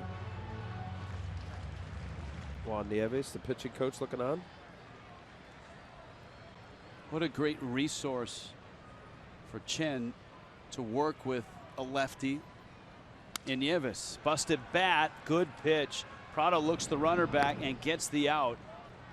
That's exactly what you want. You want to keep Galvis at second. And Chen did that, and he got an out. Well, the fastball, then the changeup away, and this is the body line. It's very tough for hitters. He's trying the whole time. A productive out would be hit the ball the right side. Good pitch, great location. Nice job by Prado, and also Echeverria going over to third base just in case if Galvis thought about going to third. Nice job. All right, here's Burris, who pinch hit last night, and Velasquez done in by his pitch count. 103 pitches through 5 innings, 10 strikeouts. Pinch a penny brings you this pinch hitter, and it's Burris. You've got Borges on deck. Popped up, Bohr giving chase, and it's into the seats.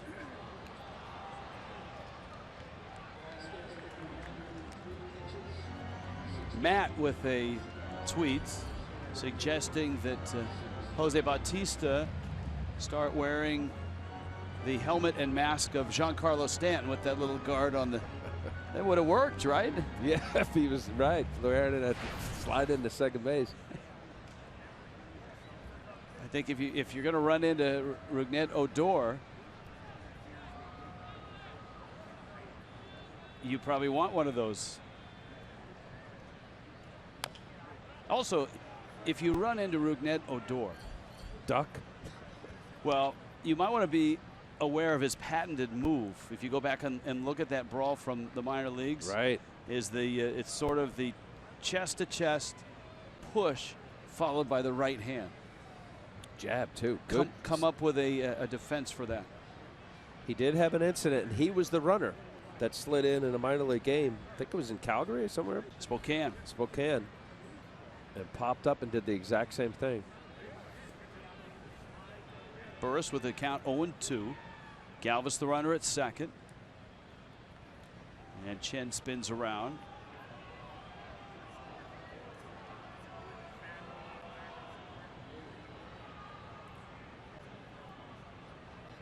Were you surprised at what happened to Freddie Gonzalez?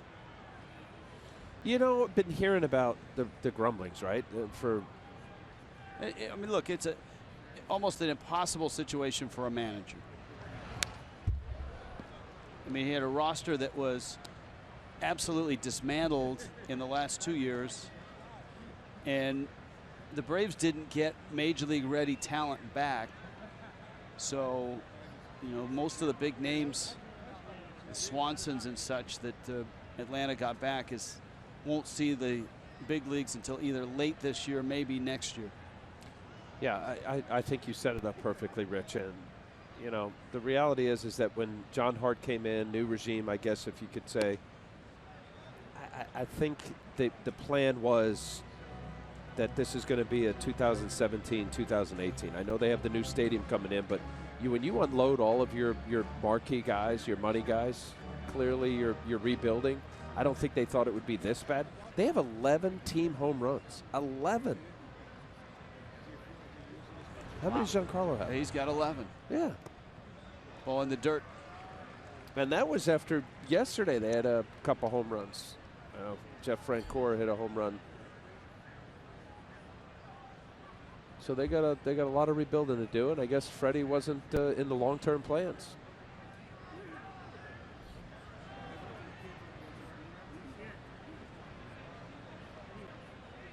Burris with a count 2-2.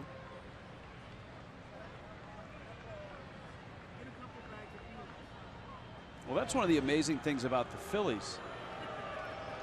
The Phillies are 29th in runs scored in Major League Baseball. Only the Braves have scored fewer runs, but yet Pete Maccannon's ball club is 22-17, and it's largely by the strength of their starting pitching and bullpen. One-run games, right? Where they have 13?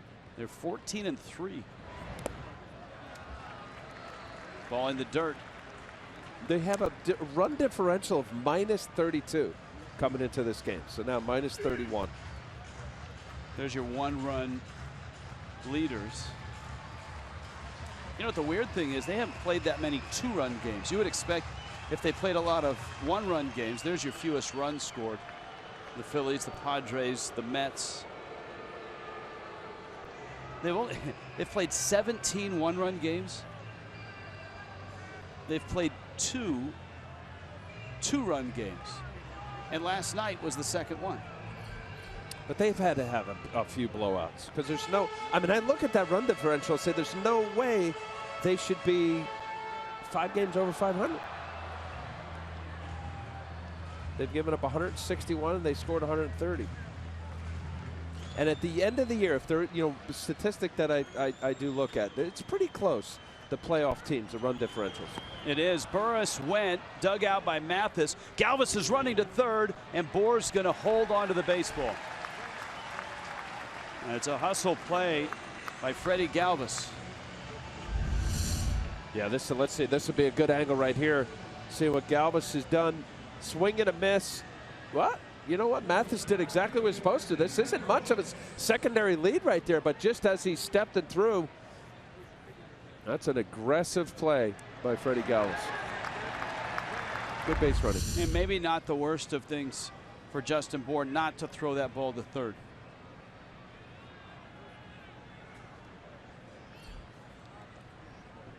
Here's Borges now. Galvis is the runner at third. And Chen misses away. 2 outs, bottom 5. A Tommy Joseph home run is the difference in this ball game.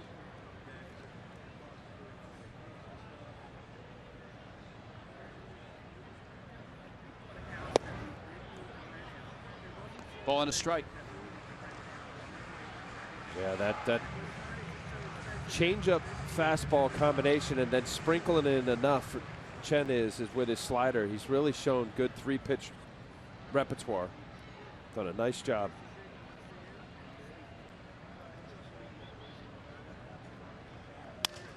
Busted bat, center field, and the Phillies have their second run.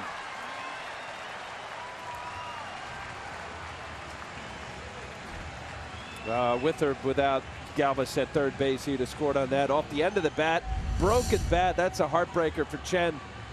Pulls the string out in front. Borges staying on the baseball, going up the middle. Another point for the Phillies.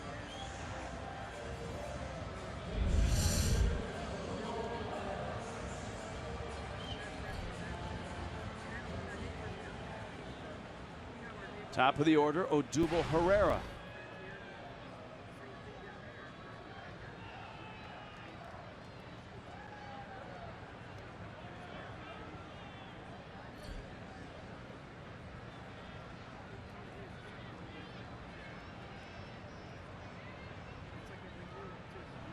And a throw to first.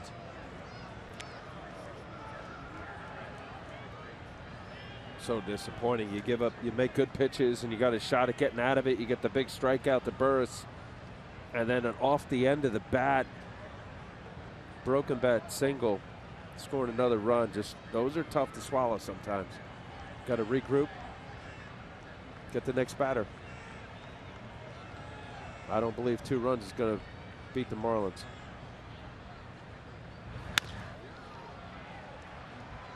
Two hops for Dietrich. And Chen gives up the second run to the 6th. Marlins are into the Phillies' pen, but down 2-0.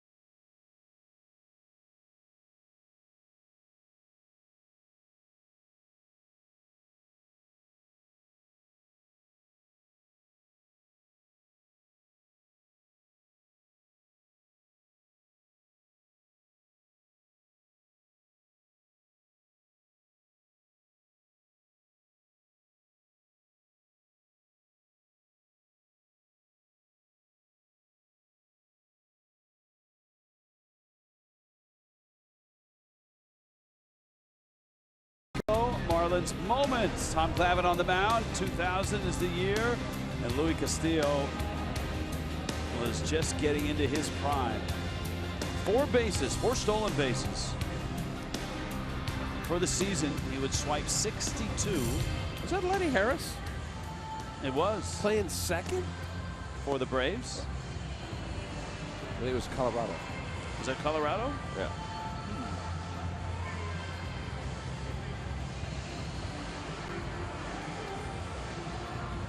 You love this, don't you? I do. I mean, the Fanatic, essentially what they do here in Philly is they get a dance team or a group or whatever, and they just let the Fanatic freelance. And there's the sprinkler.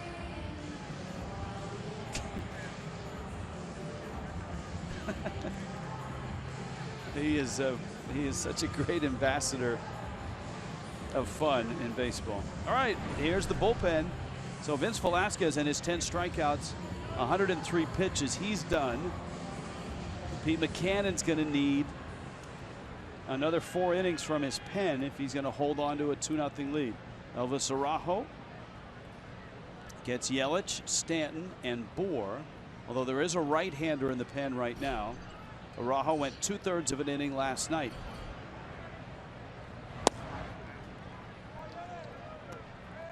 He did face Yelich, and Yelich had an RBI double to left off of him.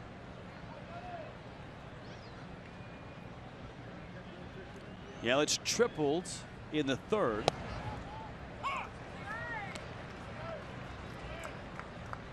Nothing tricky about Araujo.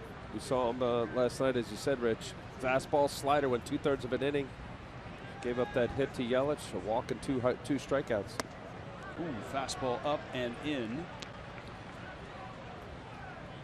The Phillies' pen has been surprisingly good. What's his fastball in supposed to be, and then whoops. Genmar Gomez had basically had a tryout. Pete Mackanin didn't know who his closer would be. Fastball up. Gomez has been really good, 14 saves. Hector Neris, split finger guy, has been almost unhittable.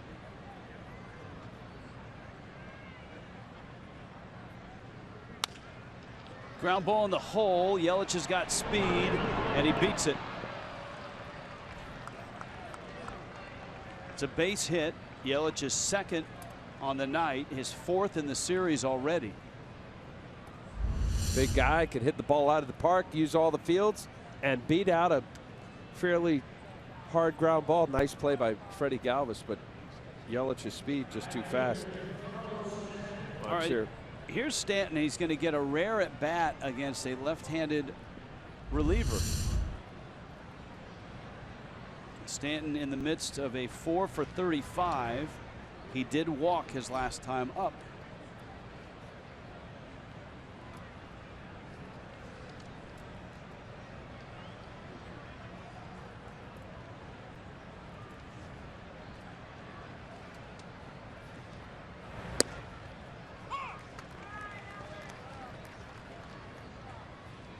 Oh, and 1. 2-0 Phils.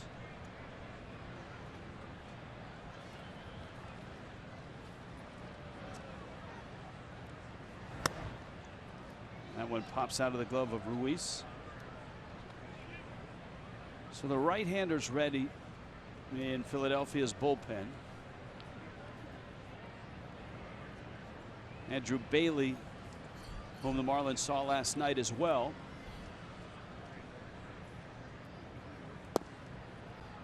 Fastball in, it's 2-1.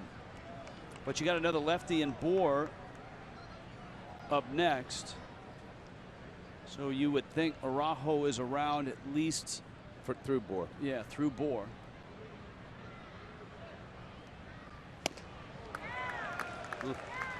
Right now the Phils are attacking Stanton with fastballs. Here it is, hit it. 6'7" Araujo, right hit by him. That's not too, he's not being cute. That's belt high, middle of the plate. Breaking ball fouled at the plate.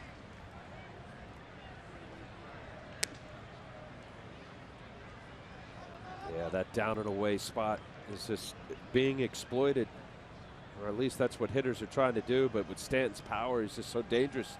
You miss, the ball's hit hard.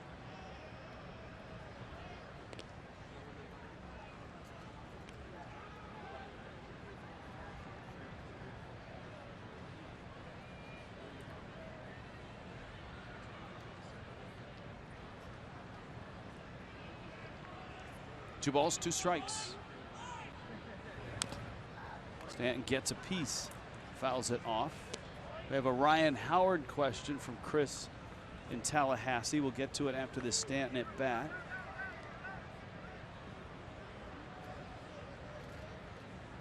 Right now the Marlins are down. There's Howard. And that's how Howard looked up until about 2 minutes before he was called upon to pinch hit. Fastball up, and Stanton chases. And there's 1 out in the 6th. All right, here's the question from Chris in Tallahassee. with his ability to hit the long ball, and he has homered, what is it, 8 times this year, would somebody trade for him? And if so, who would it be? Be American League team, and I gotta believe the Phillies would have to pay the freight. I think that would be some team. I don't know who it is. Left-handed bat off the bench, I could imagine.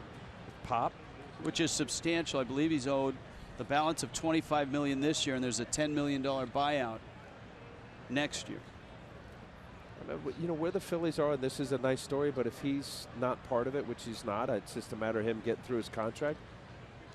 I don't know. I don't know how you feel about it, but if you're gonna pay him to play periodically and bat, what's he bat? 174. They have 8 home runs, 17 RBI. Is it addition by subtraction? I mean, well, could you get a couple, I don't know, mid-level prospects? Maybe more importantly, it frees up a spot for another one of the young kids for you to get a look at and find out something about, if that's where you're headed. And obviously that's where the Phillies are headed. So I think you're right, though. I think American League team, he could still hit the ball out of the ballpark, and maybe a change of scenery. Not that he's unhappy in, playing here in Philadelphia, but if he goes to a team that's contending, a chance to get to the postseason, that's the change of scenery. Bohr to right field. Bohr just goes back at the track, reaches up, makes the catch. And now there's 2 outs, and Pete McCannon is on his way out to the mound. And so they certainly don't want this lefty to face Ozuna, and he'll make a pitching change. Fish Family, the official loyalty program of the Marlins, and the Marlin fan, your bonus code is Louis Castillo. There you have it. West Kendall Toyota called to the bullpen.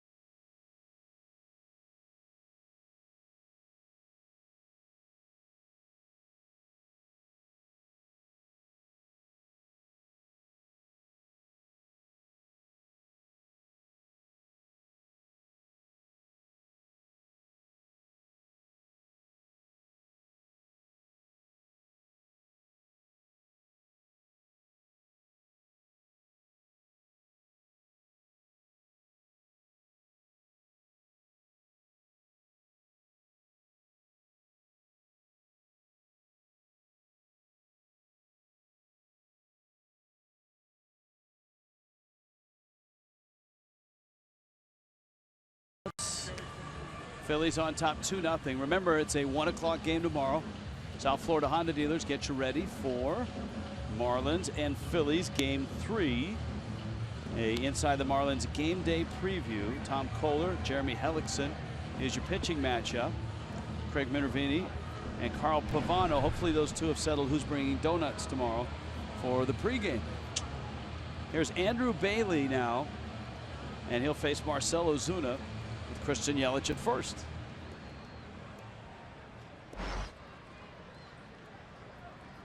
Marlins saw Bailey last night, got to him for a couple of runs. He was wild. He walked 2, gave up a sacrifice fly.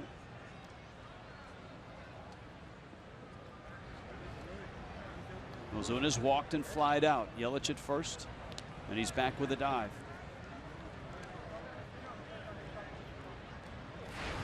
If the Marlins lose this game 2-0, or even by 1 run.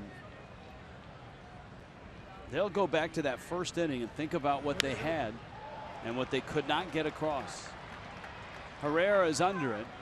Fish had second and third with nobody out in that first, didn't score, and right now they still haven't, trailing it 2-0.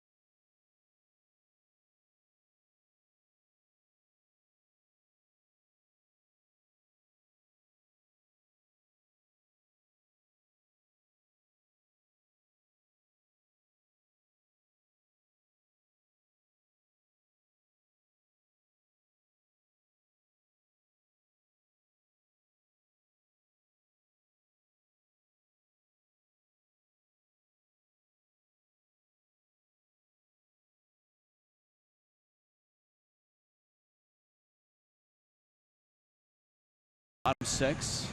That Philly fan may be tweeting a question. South Florida Ford dealers driving Twitter Tuesday. At Fox Marlins for Twitter. FoxMarlins@gmail.com for email. Wei-Yin Chen still in there. And Cesar Hernandez is up at the plate. If you're just joining us, the Phillies have a 2-0 lead. Tommy Joseph home run and a Peter Borges single. Wei-Yin Chen has been effective. Gives up a single to center. But he faces Franco and Joseph now here in the 6th. We had a question earlier, an email question about the gentleman that used to sit behind home plate with the radar gun and the walkie-talkie for the scoreboard. We have an email from a John who says the new device measuring pitch speed at Citizens Bank Park is a dish-like device mounted below the announcer's booth. I think he's referring to the StatCast box, which is in every major league park. StatCast has all the high-def cameras in there. So there's cameras and what, radar guns? Yeah, it's state-of-the-art stuff. I mean, it's Major League Baseball put a lot of money into that. It was years in developing, and that's how you get all the cool StatCast Zoom readings. in that sucker. Can we see the cameras? No. I didn't know that. Look at you, Rich. There you go. Now we're being told that the gentleman who has the radar gun the last few years sits behind home plate, but he's behind the Diamond Club. So that, I guess the Diamond Club is that club seats right behind home plate.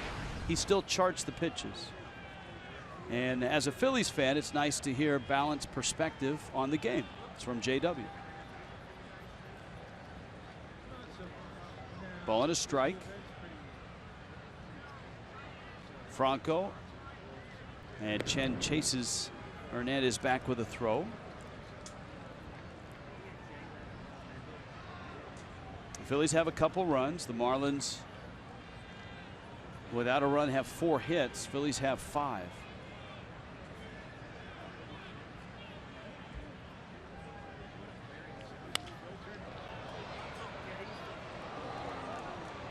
One and 2.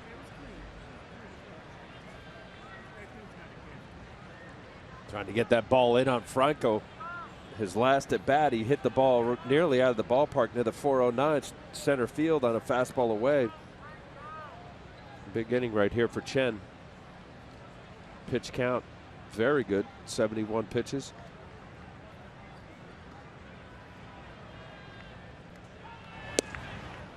Good fastball. Wow. And Franco strikes out. Now you saw where Mathis was trying to set up. Now watch here. He wants the ball upstairs, and this ball is right down the middle, almost a surprise. You know, hitters are so in tune to when pitchers are ahead that it's a waste pitch, quote unquote. You see where Mathis wanted it. Boy, that is a mistake that Chen get away with. And you see how much Franco is pulling off big time. He's on his heels. Got away with one.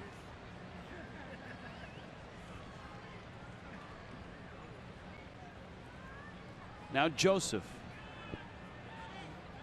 Well, Joseph enjoyed his first major league hit. His family's was in all weekend, and they got a chance to see his first major league hit last night. And so for an encore, he homered in the second, singled in the fourth. In from Scottsdale, Arizona, Joseph grew up. Second round pick by the Giants in 2009. Hunter Pence trade. 2012 at the deadline. Now that's a trade, if you look at it right now, that the Giants certainly got the best of. I mean, Hunter Pence has been a terrific Giant, catalyst on some world championship teams, kind of the spiritual leader of the Giants.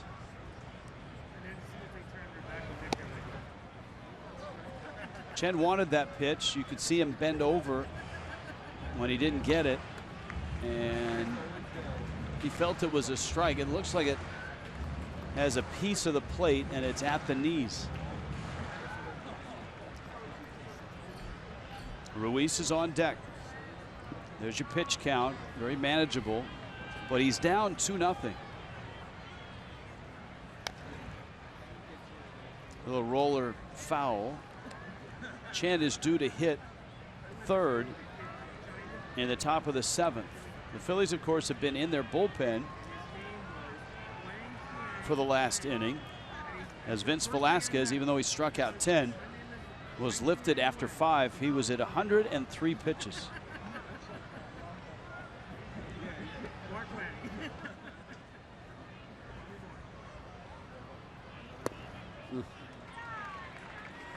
Had some good at-bats. The home run in the second inning, his first at-bat, and then a good piece of hitting in his second at-bat against Chen in the fourth, going the other way.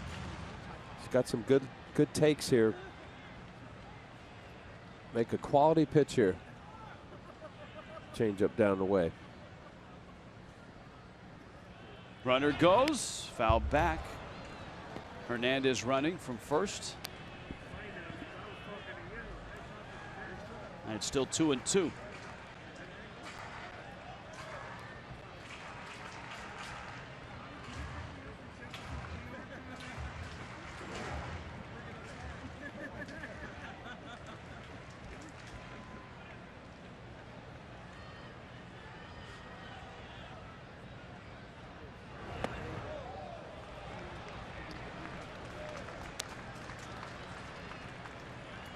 Seeing the ball. This guy's having some good ABs.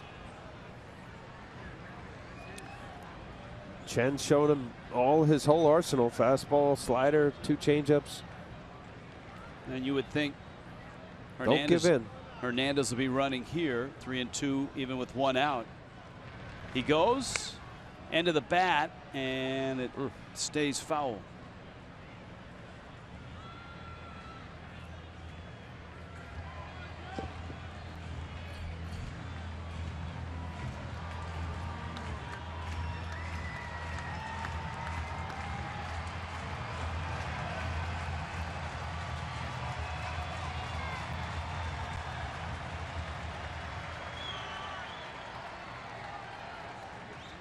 Tommy Joseph, Wei-In Chen.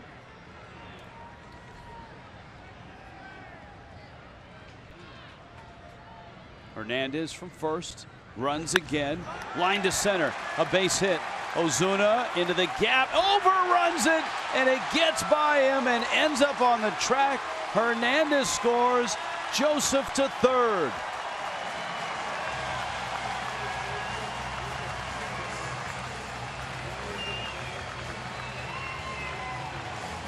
Marcell Ozuna trying to cut the ball off.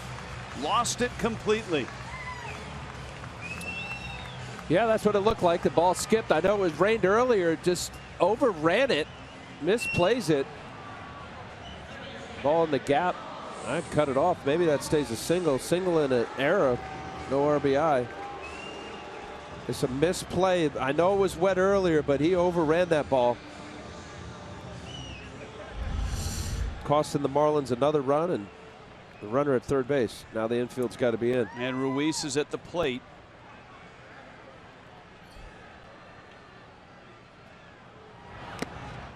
Throw behind him, and he's safe. Prado with a tag.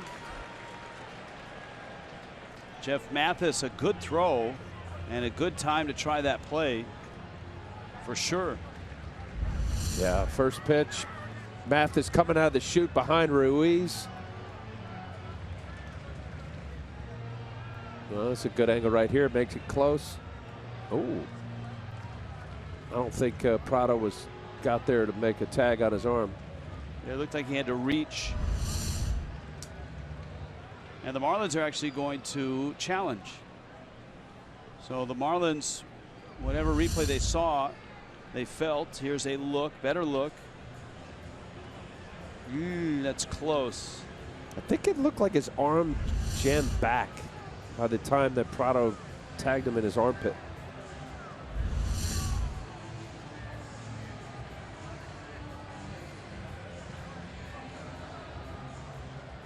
Yeah, you can't tell there. It's certainly not a bad place to roll the dice because you're close to the 7th inning where umpires can use replay at their own discretion. It's a runner at third. Well, it's got to be conclusive. So the folks and down in Chelsea and Manhattan, they got to see it clearly. On the angles that we've seen, I haven't seen anything conclusive. Have you?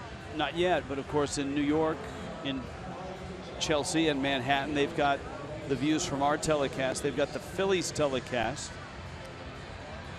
And they have a few major league cameras of their own that we are not privy to.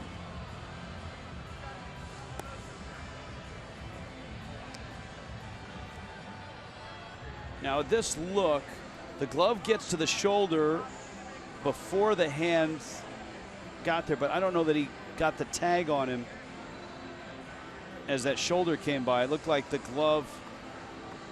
Here's a look. That's close. Safe. And the Marlins lose their challenge. We'll see if it's a stands or is confirmed. It stands, so there's not enough to overturn, and there's not enough to confirm. So just not enough to change that call. So you resume the at-bat for Ruiz.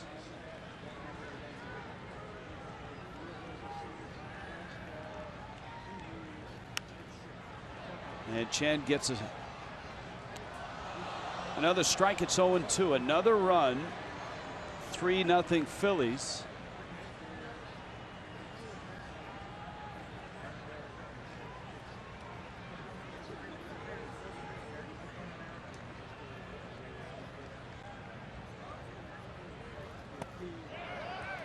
He went. That's a strikeout. Chen gets an important out. Yeah, less than 2 outs. He had a sac fly. Could tack on another run for the Phillies. Clearly, Ruiz went there. Not much argument from him. Here's Galvis now. And remember the double that Galvis had was that little looper to left. Yelich tried to make what would have been a spectacular play, and it just hit off the edge of his glove. Galvis would score in the 2-out single by Borges.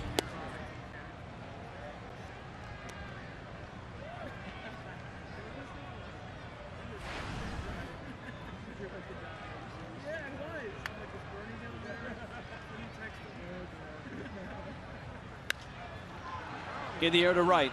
Stanton, long run, and he slides, and he got it. He holds it. He limps away. A terrific catch. Disappearing from view. Stanton went down, got it, held it.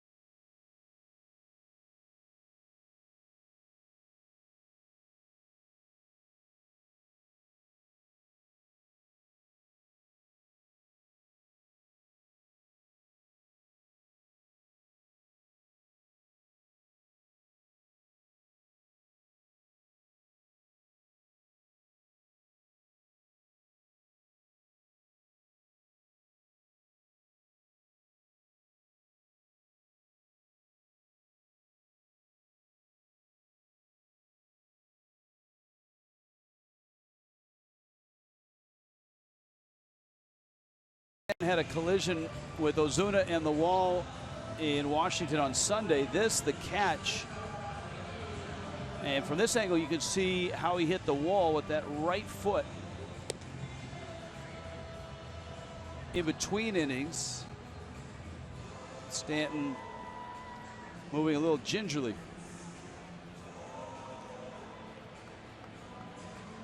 Big man went a long way, made the catch. Nice play. Bottom third of the order for the Marlins. Now remember, since Vince Velasquez went just 5 innings, this has been a relay effort by the Phillies pen. Elvis Araujo handed it off to Andrew Bailey, who hands it off to David Hernandez. And still 3 innings to go. Bouncer up the middle, and Echeverria's got a hit, and Miami has a start in the 7th. Mathis is next, and then the pitcher's spot, and obviously at this point, you're going to see a pinch hitter. Miami's pen is heating up. Mathis 0 for 2. Dustin McGowan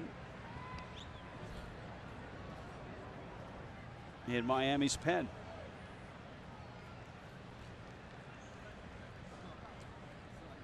FGS has this for you, Al. Oh. Are there occasions when the water or the Gatorade in the dugout of the visiting team gets checked for mind-altering potions? Obviously frustrated with the night for the hitters. Who's this? FGS. FGS. Well, FGS, I want you to know that your own trainer, maybe it's not anymore, but I know when I played, the trainer for your team would make the Gatorade. Makes sense. Yeah, right? You don't want anybody else messing with your Gatorade. I hear you, GS, whatever the acronym was. Yep. FGS. But this is they faced a tough pitcher. They knew it. I know Velasquez gave up 4 runs in the first 2 innings against the Marlins 2 starts ago, but this young man's got that kind of stuff, and he's shown it. And so far, the mix and match, and Pete McCannon, the manager of the Phillies, has stymied these hitters. Tweet from Bonnie. I just moved into the Fort Bragg area. If I'm not military, how can I get a ticket to that July game? The Marlins and the Braves playing at Fort Bragg. That on a 4th of July weekend. In fact, it's July 3rd as Mathis strikes out. Marlins off this road trip have a homestand on the 20th, which is Friday. It's the Marlins and the Nationals at 7:10. Music and Culture of Cuba on South Florida Ford, Cuban Heritage Night. Pick up the new Budweiser burger and beer package, just $25 after the game. Enjoy a fireworks spectacular. Go to Marlins.com for tickets. I will have to ask, Bonnie, that's a great question, if tickets are available to the public or if it's a military-only game in Fort Bragg. Here's Ichiro now. Ichiro getting a pinch hit appearance here. Ichiro appeared last night and walked.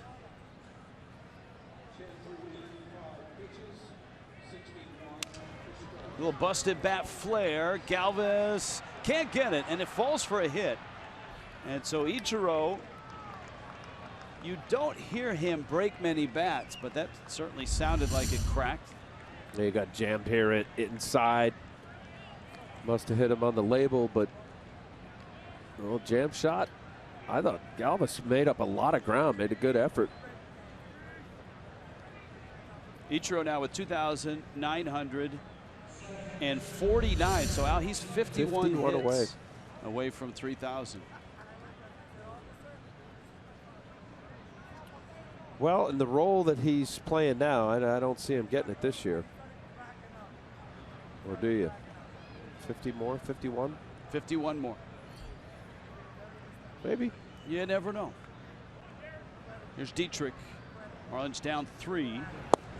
Dietrich takes a fastball from Hernandez for a strike.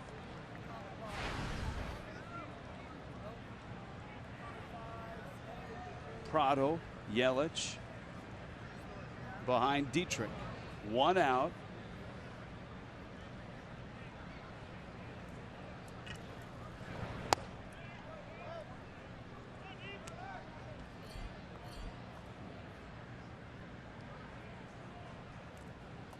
I don't know why I threw that out there so quickly there, Rich. He's got 14 hits now. We're a month and a half into the season. He's on pace for that.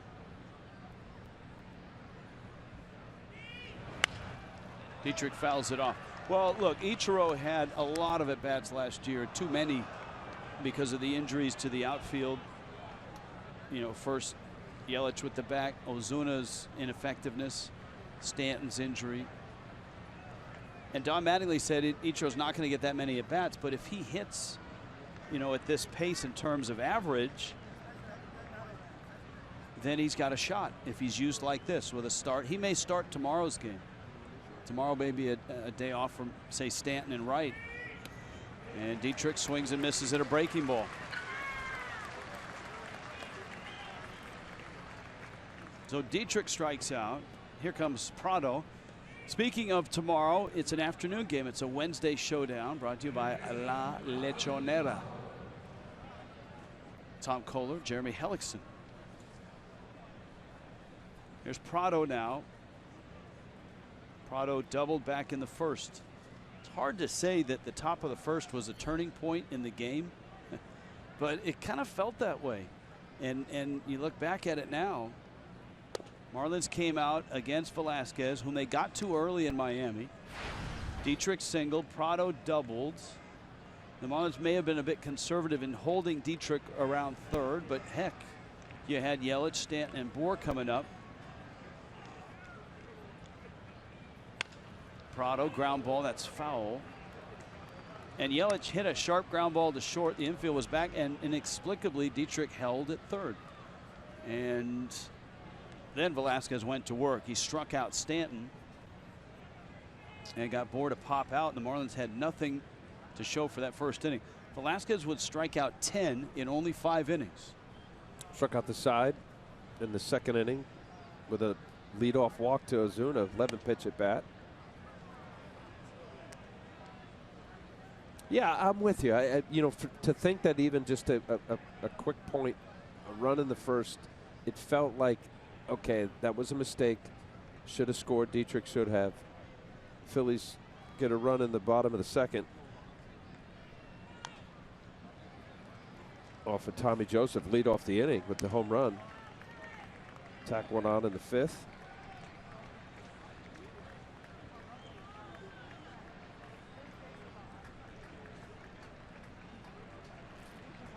And then, yeah, another one. You normally, You know, you get a couple picket fences, and in my opinion, with especially the way the Marlins have been hitting, that shouldn't beat them. And with the pitch count up, but so far this bullpen, the Philly bullpen, has held them down. Araujo, Bailey, and Hernandez. And there's the story of the game right now. Runners will be on the move, and if Prado were to knock one in a gap here, it would mean 2 runs. You've got Echeverria at second, Ichiro's at first. 3-2 coming from Hernandez. Got him.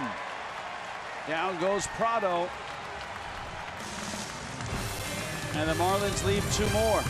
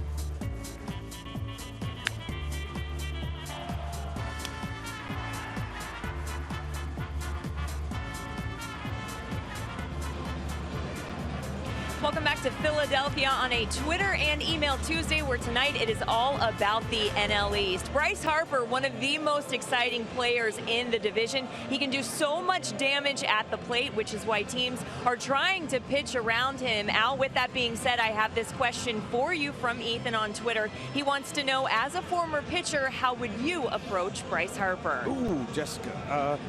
You know, I think it was kind of smart of Joe Madden. You know what he did. He walked it 11 times in I don't know, multiple times.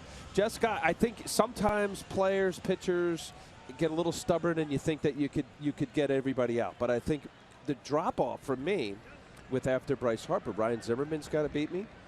Jason Worth has to beat me to show it repeatedly. So I think it's not bad strategy at all to keep a guy as Bryce Harper off the base, or not give him anything to hit. Line drive to Prado, he makes the catch. Saw an article today in which Barry Bonds was asked about it. Dustin McGowan is in the game for Miami. McGowan out of Miami's bullpen. And I guess they asked Barry, what advice would you have for Bryce Harper going through this? And Bonds said the advice his father gave him, because when he played for the Giants, he had his father, Bobby, and his godfather, Willie Mays, who would advise him. He always said, hey, look, if they walk you, steal a bag.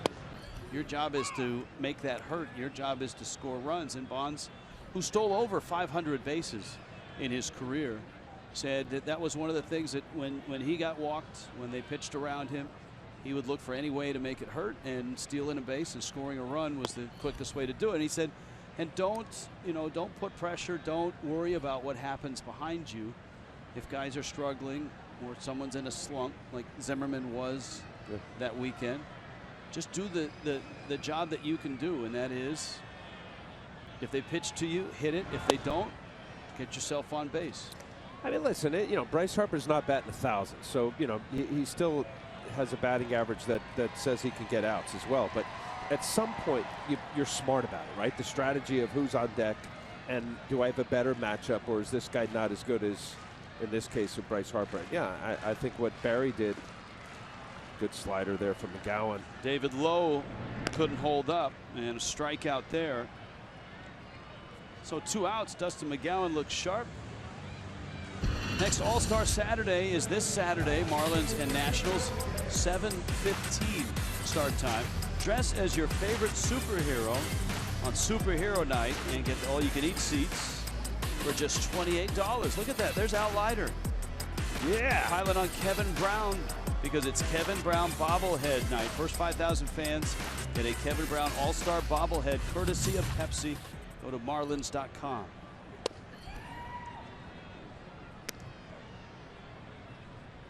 '97. Dustin McGowan coming in throwing heat. Well, McGowan, a Philly at the end of last year, and a guy who endured a lot of injuries as a Blue Jay, and he hits Borges.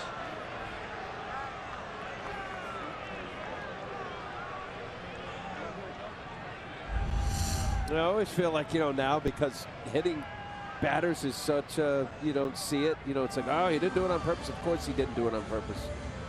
You're coming inside, trying to throw a two-seamer in, and we're just wearing it. Yeah, with 2 outs. No, of course. But I mean, your first thing is, that was common. You saw often guys getting thrown inside and knocked down and hit. I'm not talking about the 60s or the 70s. I mean, this guy's got hit. Here's Odubel Herrera. I mean, when you do a lot of games, does it seem like hits batsmen is not a rarity, but it's a few games go by, you see a guy get hit. I think over the last 10 years or so, pitching inside has become a rarity. It's less common to see pitchers really attack inside like they used to. Hey, I'm going to establish that inside part. True, and I think part of it is because of the sensitive nature to it, with umpires at their discretion as to whether they think it is on purpose. I think a little bit of it is coming up through college ball and high school and travel ball, that the aluminum bat, you try to stay away from the inner part of the plate, generally speaking, so guys throw away more. But to be effective and dominant major league pitcher, you have to be able to throw inside.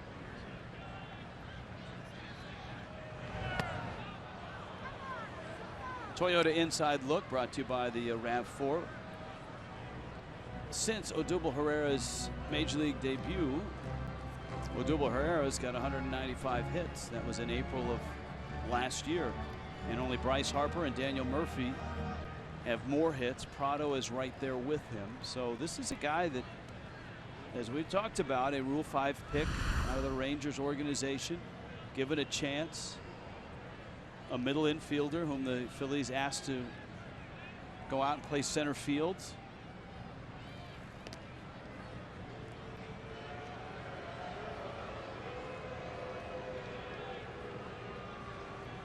He's 0 for 3 tonight. Borges can run, and he's at first. And with 2 strikes and 2 outs, and the leadoff hitter in Herrera up, you would expect Borges will be motoring soon.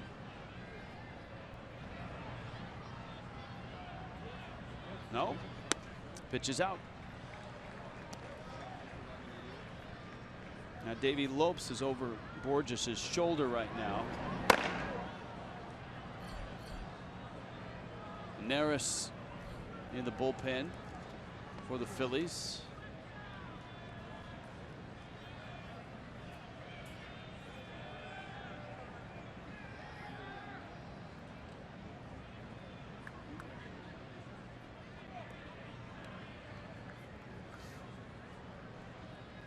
In the later innings, the Fanatic normally pacing like this.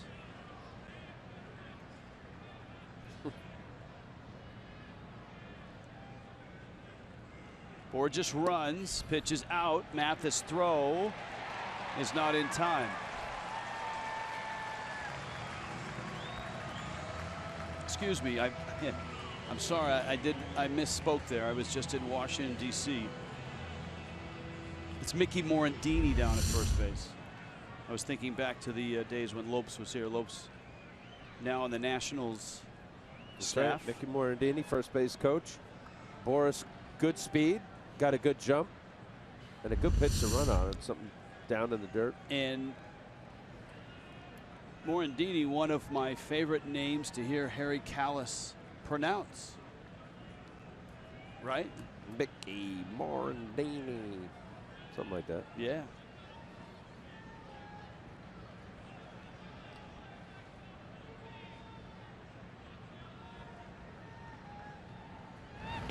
And Herrera swings and misses. Mathis digs it out, throws him out. In Philly tonight, 7 innings in. The Marlins are down 3-0 with Christian Yelich leading it off.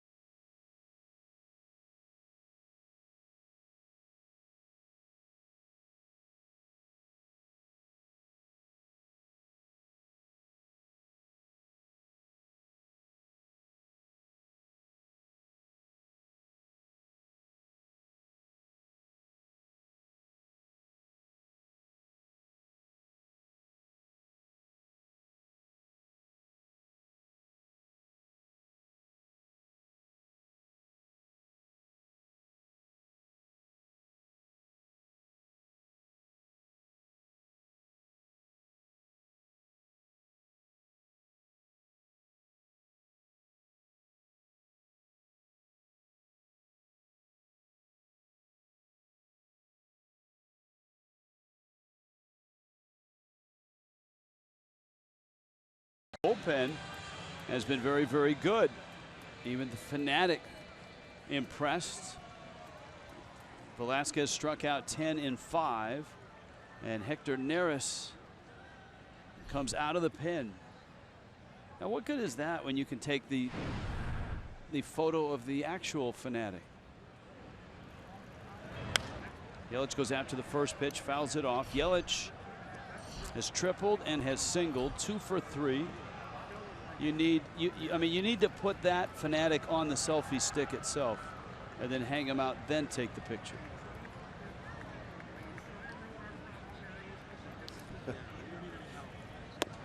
Fastball in. Well, so far, Velasquez, 5 innings, only 3 hits, 10 strikeouts. Araujo, Bailey, Hernandez, and now probably their best reliever to date, Hector Neris, 26-year-old, a 1.57 ERA. Really good split finger fastball. We've got Giancarlo Stanton, Justin Bour after Yelich. There it is. At 85. Even Yelich is asking about that with Carlos Ruiz. That's a split finger. And it dips and moves almost like a knuckleball. Where did that pitch go? Here's a 2-2. Because remember, with the Roger Craig hum baby influence a lot of people throwing it. Now it's more popular in Japan. You see a lot of Japanese or Asian pitchers that come over and bring that split back, but it really dipped in popularity. Here's a 3-2. Fastball, strike 3 at the knees. Well, it's an unusual pitch because when you throw it, Rich, you kind of extend your elbow. There was some thought that it caused elbow damage and elbow problems. So guys were leery of throwing it, and it's a tough pitch to control. That's just a dotted, down and away, paint fastball. Yelich couldn't pull the trigger. But what's unique about Neris's split is that he spreads his finger in a way where he can change the movement and the speed and the spin. It's really been exceptional for him, and he throws it a lot. There's an illustration, that strikeout number of how the Phillies are getting it done as starters and out of the bullpen. Stanton fouls a pitch back, and it's 1-1. Stanton tonight has struck out twice and walked.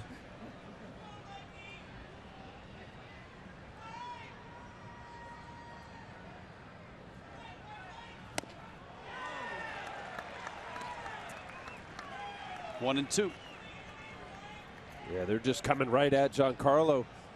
That's a fastball right there, inner half. Stanton turns and hits one foul. Broke his bat. So here you see where Ruiz setting up and wanting the ball up and in. And I thought the whole game, now interesting, Carlos Ruiz, excellent caller of the game. And he's got these Philly pitchers just go along with his pitch selection. All they spotted. Look at that, Fox tracks everything in on Stanton. Look how far that pitch was. There's the split, and down goes Stanton. Yeah, for Neris, if you don't get one of those heaters, and Stanton had a couple shots at it, the one before the one he fouled off, that is nasty. That ball looks like it's about belt high. It ends up in the dirt. Yeah, about 2 or 3 feet of movement. Strikeouts in relief. A trio that are in uniform tonight. Hernandez has pitched. Neris is in now. Phelps pitched last night. Bohr takes a fastball for a strike.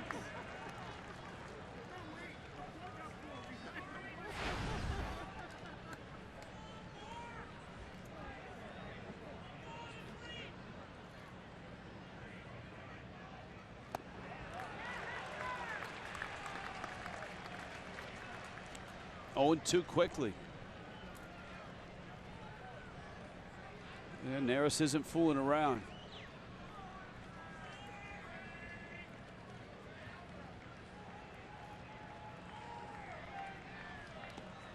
Six hits apiece. And the Marlins have 2 more extra base hits, a double by Prado, the triple by Yelich. Phillies have the Tommy Joseph homer, a Freddie Galvis double, and then 4 singles.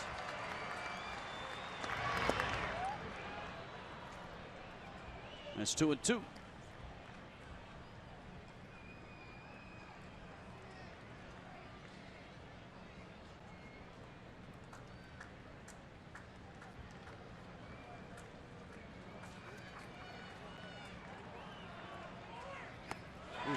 Chased it, and the split.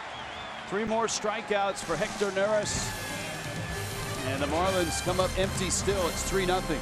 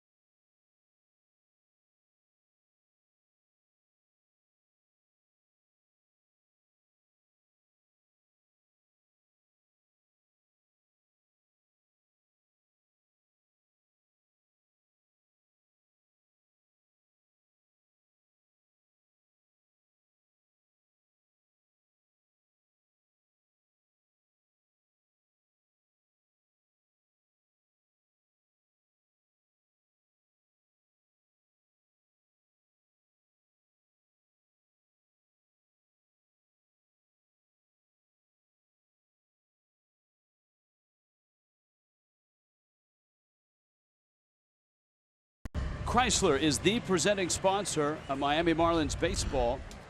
And tonight, it's cold, it's wet, it's Philly. And the Phils have a 3-0 lead. Cesar Hernandez against Dustin McGowan. And McGowan throws a fastball in. The Marlins beat the Phils last night to go 4 over. Bring the Phils back to 5 over.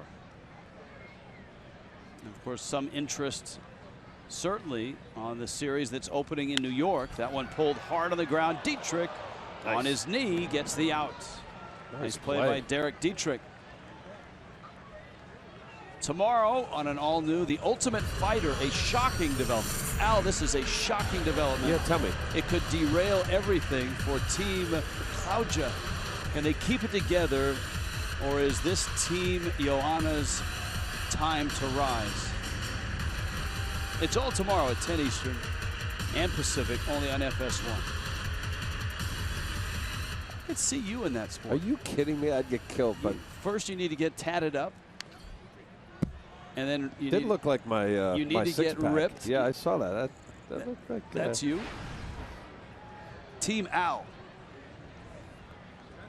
You do that? You're always working out in the gym. Did you do that little martial arts stuff this morning? No, that was former Marlin catcher John Baker's cup of tea. He would not. I mean, I would like to see John Baker and Rougned Odor. That would be a fun thing to watch. Genmar Gomez. Really? So John Baker was that tough? Bake had some skills.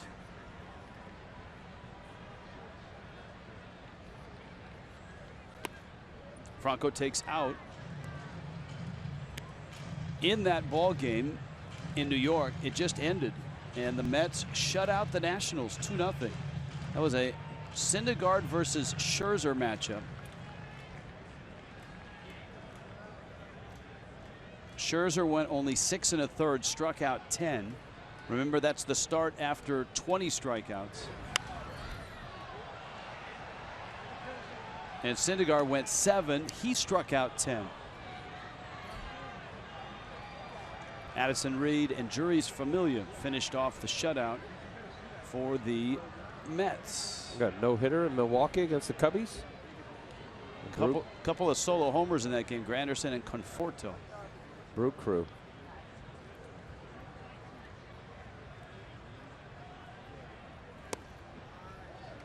Pitch misses down low. Who's starting there? Is that Cody Anderson? Chase Anderson, Chase I believe. Anderson, yeah. Marlins saw him, actually saw him, I believe, a couple times. 6 innings, no hits. 4-0 Milwaukee over the Cubs, bottom 6. So 6 no-hit innings. Bouncer on the ground. Prado cuts it off, fires to first in time to get Maikel Franco. So there's 2 outs here in the 8th. And here is Joseph, and all of a sudden he is becoming a favorite around town. A lot of good talk today about what he has had to overcome with the concussions the last few years, the lack of games because of the symptoms.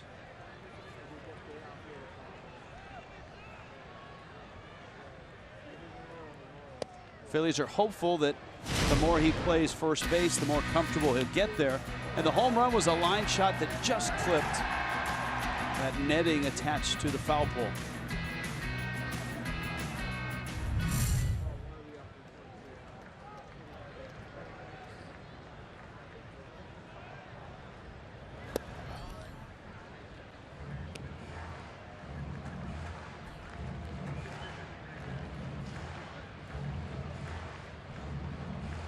Ball and a strike. So Genmar Gomez is ready. The Phillies have a 3-0 lead. McGowan has looked good out of the pen. Yeah, Dustin McGowan. If he could get that combination at 97, consistent velocity at 97 miles an hour.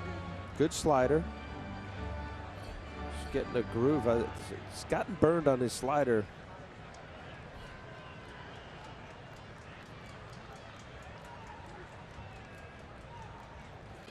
There's a good one. Yeah, snapped it off. And the Marlins go to the ninth. They're down 3-0.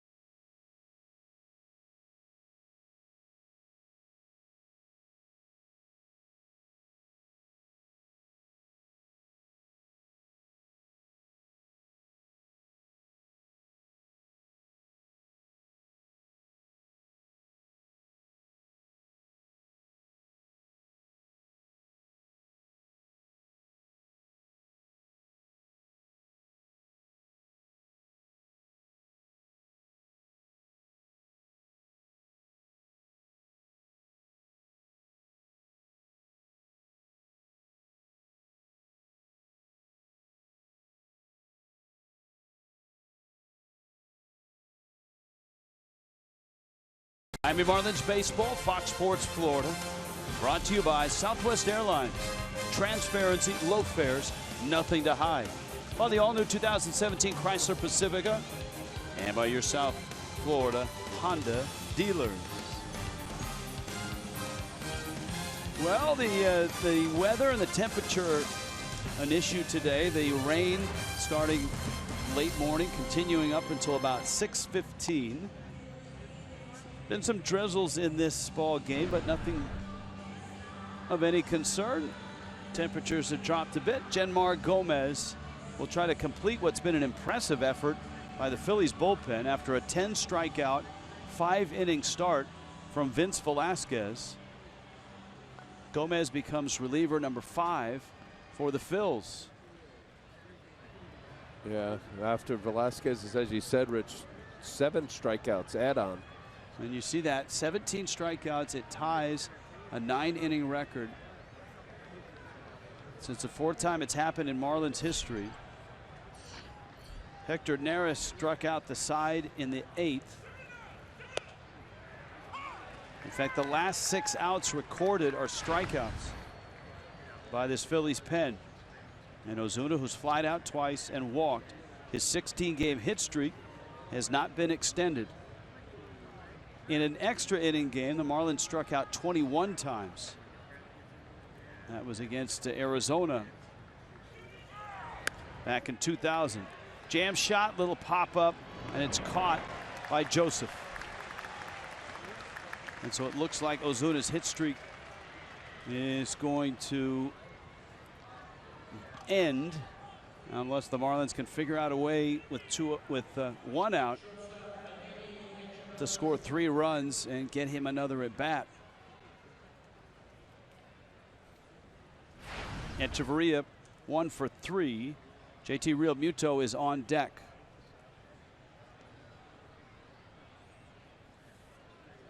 So the Nationals go down. The Mets win. Nationals are still in first place.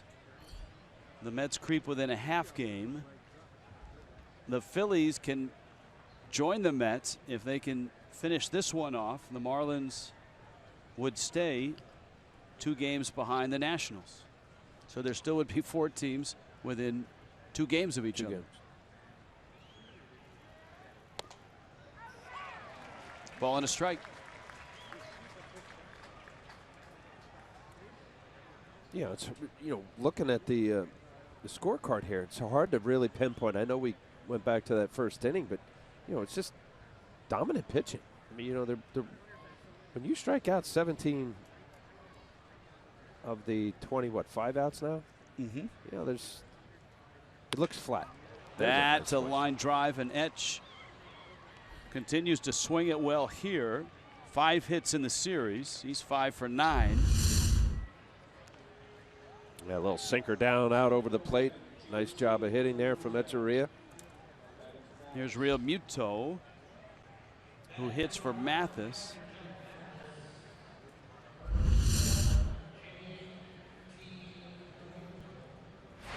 Chris Johnson is on deck. Real Muto, who was 1 for 3 with 2 walks last night.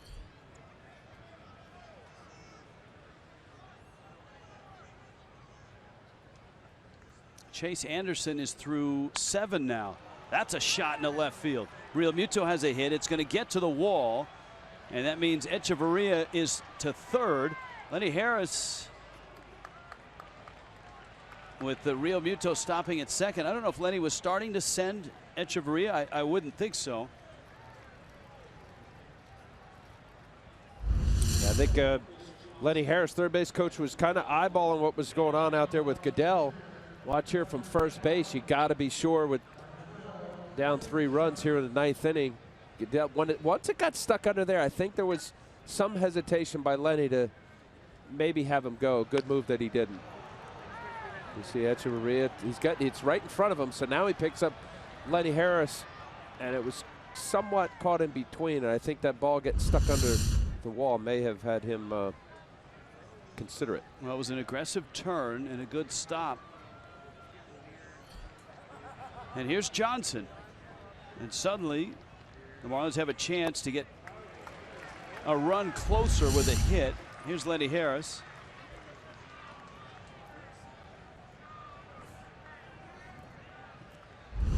A little bit of everything.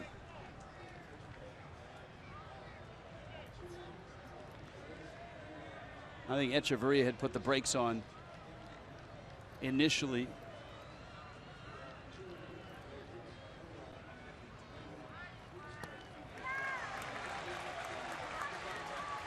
Counts 0-2 to Johnson. Well, he's got to fight now. 2 sliders in a row from Gomez after sinkers that were left out over the plate for Echeverria and Real Muto. You got Dietrich on deck. Genmar Gomez, Phillies closer, in the dirt, trying to get him to chase. Gomez leads Major League Baseball with 14 saves. He's 14 of 15.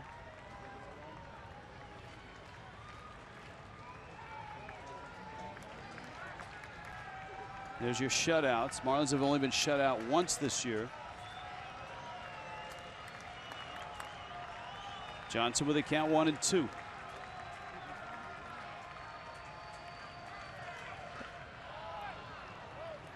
Again, no chase. And it's 2-2 and a visit from Ruiz.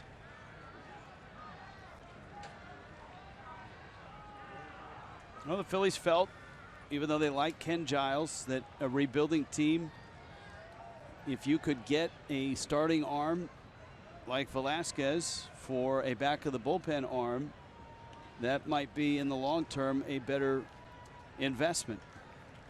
And so Gomez kind of slides into the closer role, and so far he's taken the ball and he's done quite well with it. 2-2. They've tried to get Johnson to chase on 3 consecutive pitches. 5. He got ahead with 2 sliders, 0-2, but yeah, then he keeps expanding. See every one of those pitches out of the zone, 2 of them Johnson swung at. Well, he's thrown 5 in a row, so clearly he thinks that that's the pitch to get Chris Johnson out. Does he throw 6? I'm gonna say yes. Do you really want to load the bases for Dietrich? No, you throw a strike. Well, let's see what he throws. Echeverria at third, Real Muto at second. Gomez to Johnson. Did not chase. Wow, that's Had 6 consecutive sliders. The first 2 he chased, the last 4 he didn't. And now the tying run is at first base. And here is Dietrich, and Bob McClure, the Phillies pitching coach, is on his way out to the mound.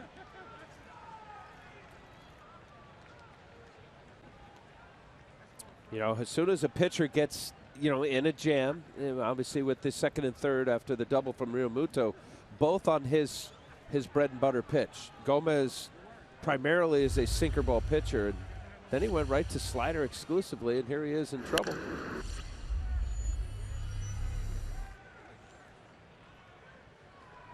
Jenmar Gomez, this is appearance number 21, has given up just 2 home runs.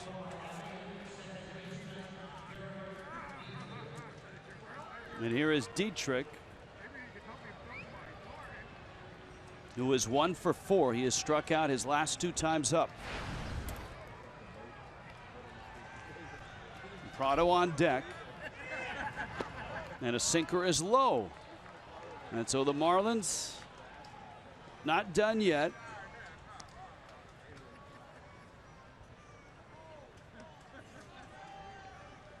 Gomez 13 pitches into this 9th inning. A single by Echeverria. A pinch hit double by Real Muto.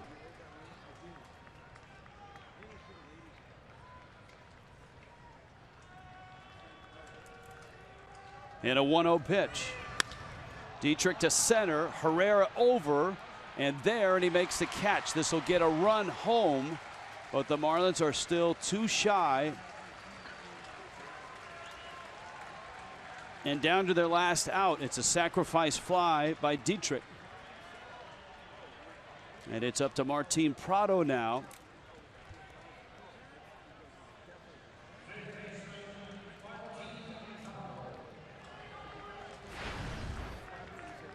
This is a ballpark that does not have big gaps, big alleys, and the Marlins don't have great speed at first. But for Chris Johnson, who is at first base, one advantage he has, he's not being held by Joseph. That'll give him a few extra steps.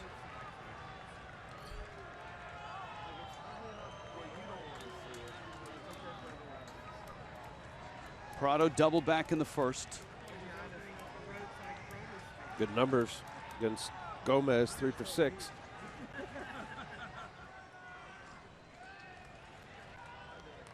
If Prado reaches, Yelich is next.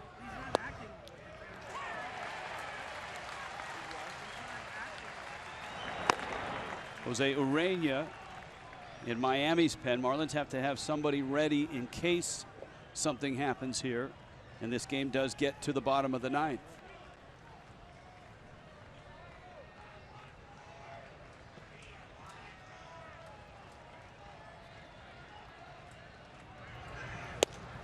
Pitch is out.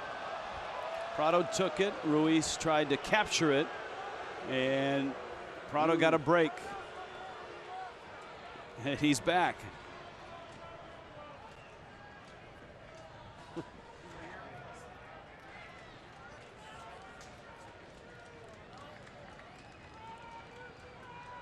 Ball and a strike. Prado a ground ball. Joseph dives, has it, flips, and Gomez gets to the bag, and the Phillies win the ball game. Well, Miami rallied, made it interesting here in the 9th, but the Phillies even the series at a game apiece. Marlins avoid the shutout. Vince Velasquez gets his revenge. And now the Phillies bullpen just exceptional tonight. You know, just right after Velasquez did his thing, Araujo came in, strikeout, 2/3 of an innings. Bailey got out of that inning, and then Hernandez strikes out the side in his inning. Neris did the same. Boy, Philly pen was exceptional. Gomez gets the save. Marlins Live is coming up next.